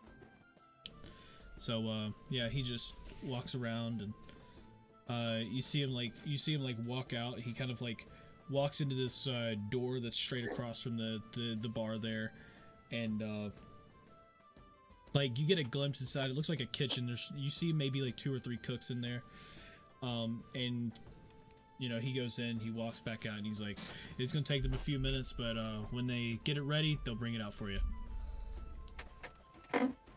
As he just kind of turns, and as he kind of turns, you see him like grab a couple like you see him grab like some wooden tankards and stuff like that out of his barrel and start wiping them down with a rag. kind of just leaving you guys to sit there and wait for a moment. I'm just like, what? Oh.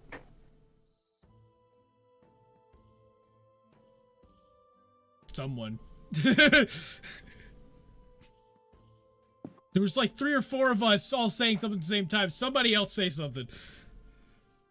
That was a interesting day. Quite.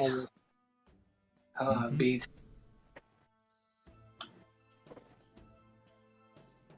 Glad we didn't end up killing one of our friends. So. Yes, me too. Could have lost a child and a friend today. Jordan's like, yeah, I could have lost an arm or 2 today.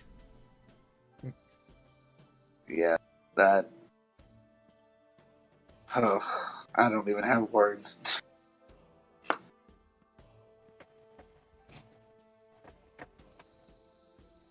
Hopefully, we're more clear on what we're doing from now on. Yes. Hopefully, we've cleared this up. So we'll never be doing these crazy experiments without permission again. Jordan just goes, that's fine with me. But you might want to tell that one right there to not get any bright ideas, because he knows that I'm tempted. He knows. I told him. Gore just kind of like, you see his like whole body kind of wheel backwards a little bit.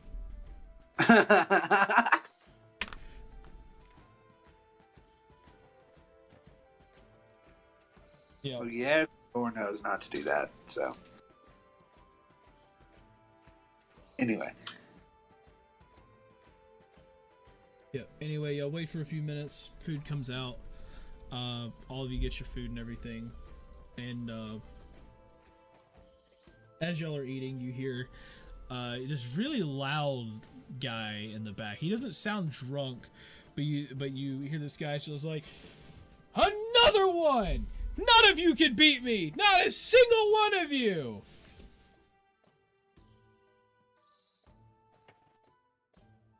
Kind of goes over to there to see what's going on.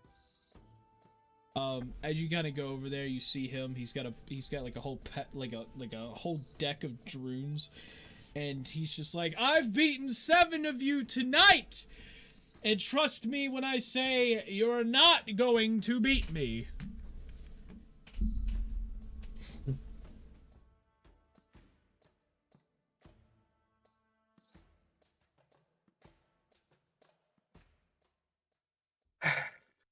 Yep. Morgoth is going to sit this one out. You know what? I've got to do it, Johnny. Ug's going to challenge him to drones. He's like, oh, it's like, you want to challenge the best? Okay. He's like, he goes, the rule is though, 20 gold pieces.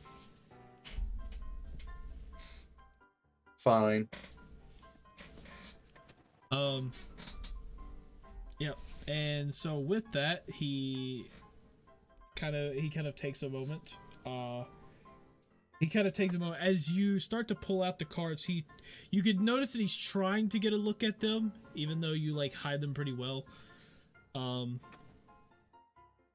he immediately starts putting his deck together, trying to get all of his stuff. And once he gets it set down, he's like, okay. He's like, shall we start? Let's. Cool. Real quick, I need you to roll me, intelligence. Intelligence? Oh boy, fun. Intelligence check. Yep. 12. Let's see. This guy has. He also got a 12. So, you two have like a very intense match. And in the end, like, in the end, y'all keep going, and it gets down to like the last round. where like it's like both of you get down to the last round. It's 2-2, and the guy's just like, wow, he's like, you're actually it's kind of interesting here what you got, and so I need you to roll me this time intelligence with disadvantage.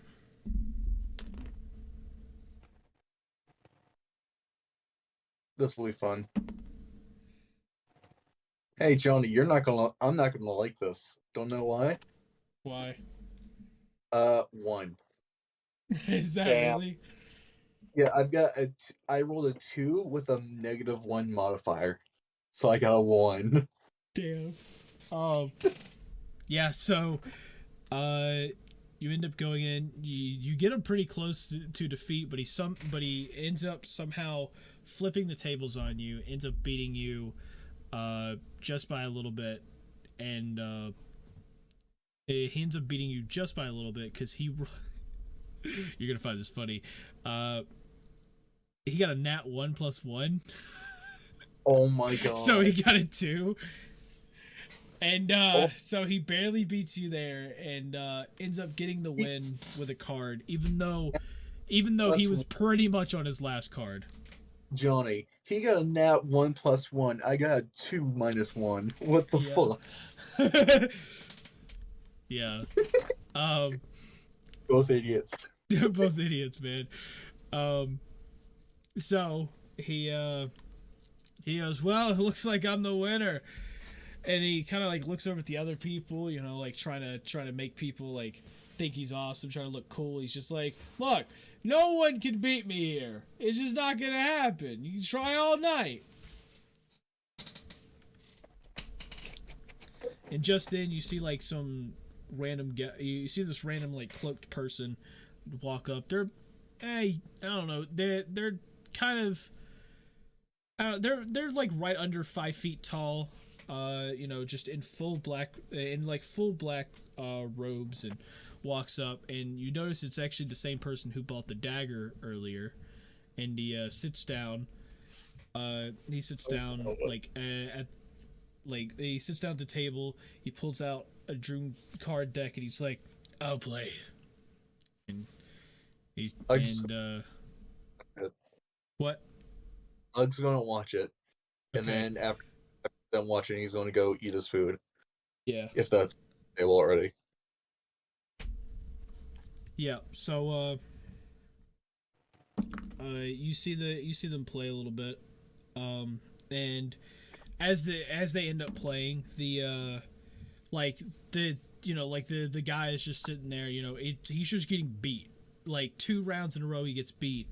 And he's going to, on the 3rd round, you see that he's struggling a bit, and he actually, because he's getting beat so hard, you actually notice him, quickly slide in a couple extra cards, without the shrouded figure knowing. And there are a couple people around the table that, you notice that also notice, but they don't say anything. And he starts sliding it in. He ends up getting the upper hand, winning a round. And so with it 2-1, they come in the next round. The guy who sits there ends up beating him again because he's got the extra cards still in there. And then on the last round, miraculously, the shrouded figure, using just a couple of cards and his using his MasterCard, throws it down. He ends up throwing that down on the last round, using it, turning the tide, and making him waste so many cards that the shrouded figure ends up winning. And as he wins, he just quickly reaches on the table, grabs the gold, grabs his cards, and just walks out. As the other guy's just like, what? And the people around him are starting to laugh at him, just like, oh man, he got you good, man. Just walked away with your gold. Ug's gonna give a bit of a chuckle and go back to the table and go to eat. Yeah. So you go back to the table to eat. All the food's out and everything. People are chowing down at this point. You see your food there, so I assume you eat it. Mm-hmm. You know, y'all are just chilling, and then you know, nothing else really entertaining happens. Y'all enjoy your food and everything. Vanessa outside, you're also chilling out there. You don't hear or see anything, especially by the dumpsters. At this point, you really do believe it's Gore that was the problem. So, nothing eventful happens. Yeah. Vanessa's just gonna stay out there the whole night just to make sure. Okay. Rest of the party, what are you doing? I'm just after, chilling. after Ugg finishes eating, he's gonna go just kind of like look at Vanessa and say, "Hey, do you want anything?" And then go to sleep, I guess. If Vanessa doesn't want anything. So, Vanessa, do you want anything to eat? Do you want Ugg to bring you anything? I don't think anyone knows where Vanessa, because Vanessa didn't say anything as she left. Yeah, you just kind of left, but you're in the alleyway. You didn't say anything about you hiding in the alleyway or anything. Yeah. So you're just kind of There's nowhere to hide in the alleyway. So you're just kind of so you're just standing there in the alleyway watching the dumpsters. So I can pretty much see you, I guess. Unless you want to be hidden. I mean, sure. You know, Vanessa wants to be hidden. Let's. Okay. You need to roll stealth and Ugg roll perception. Okay.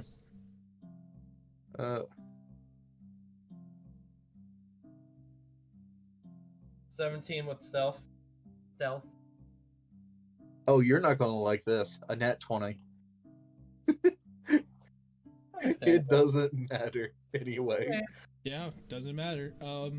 Yeah, so he ends up seeing, even though you're doing a good job hiding, he does end up seeing you.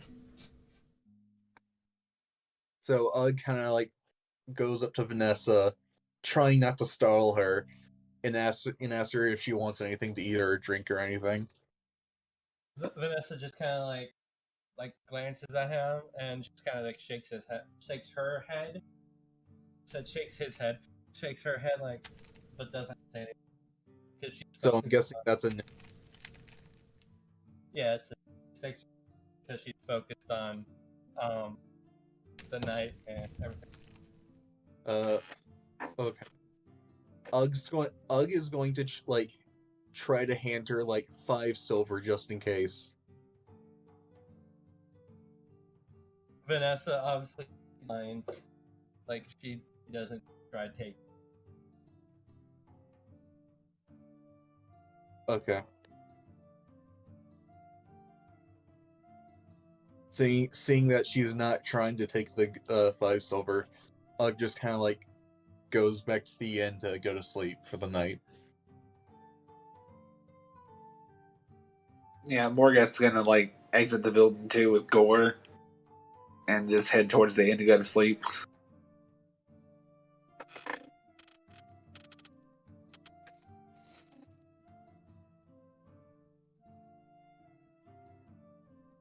O'Reilly? I'll head to bed too. Cool. Everyone's asleep except Vanessa, who's staying on Overwatch. Okay, so Vanessa's staying out there all night. Like all night? All night. Okay. So rest of you hit long rest. Vanessa, of course Yorn's going to go to sleep. Gore goes with Morgath.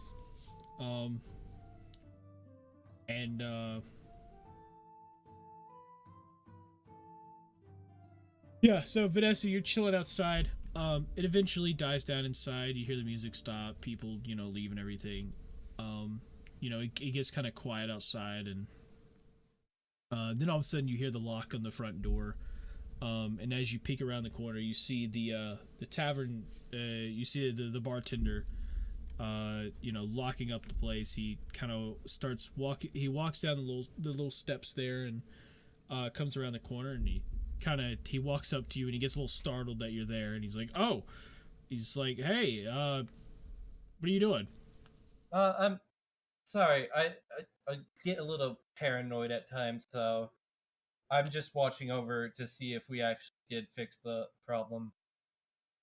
He's like, oh, okay. Have you seen anything? No. And he looks over and he goes, huh. Well, problem seems okay enough. I don't know. Probably gonna stand out here all night.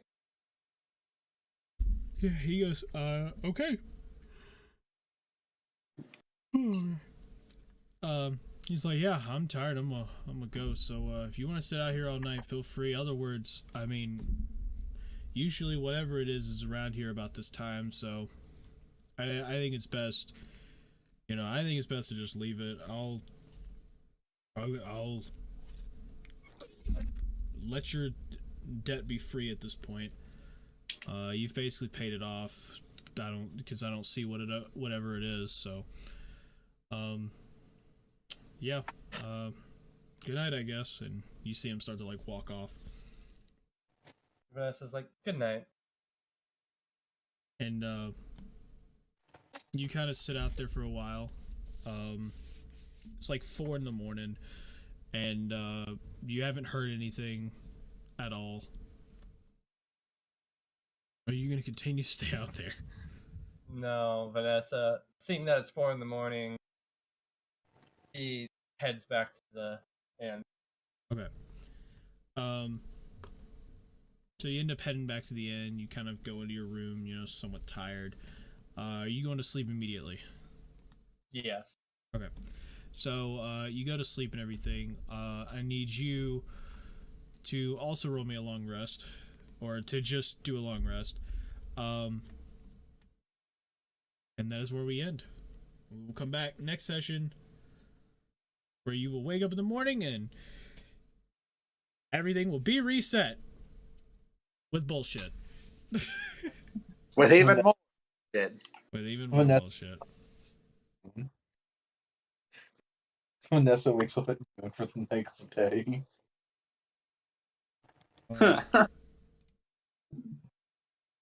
Yeah.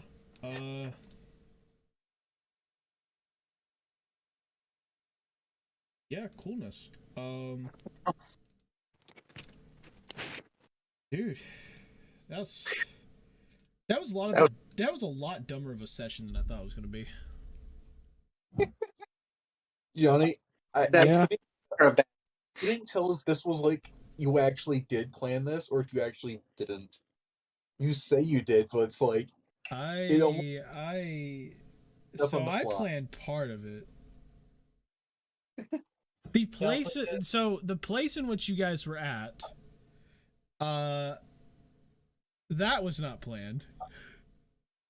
And how events transcribed was not planned. I'd say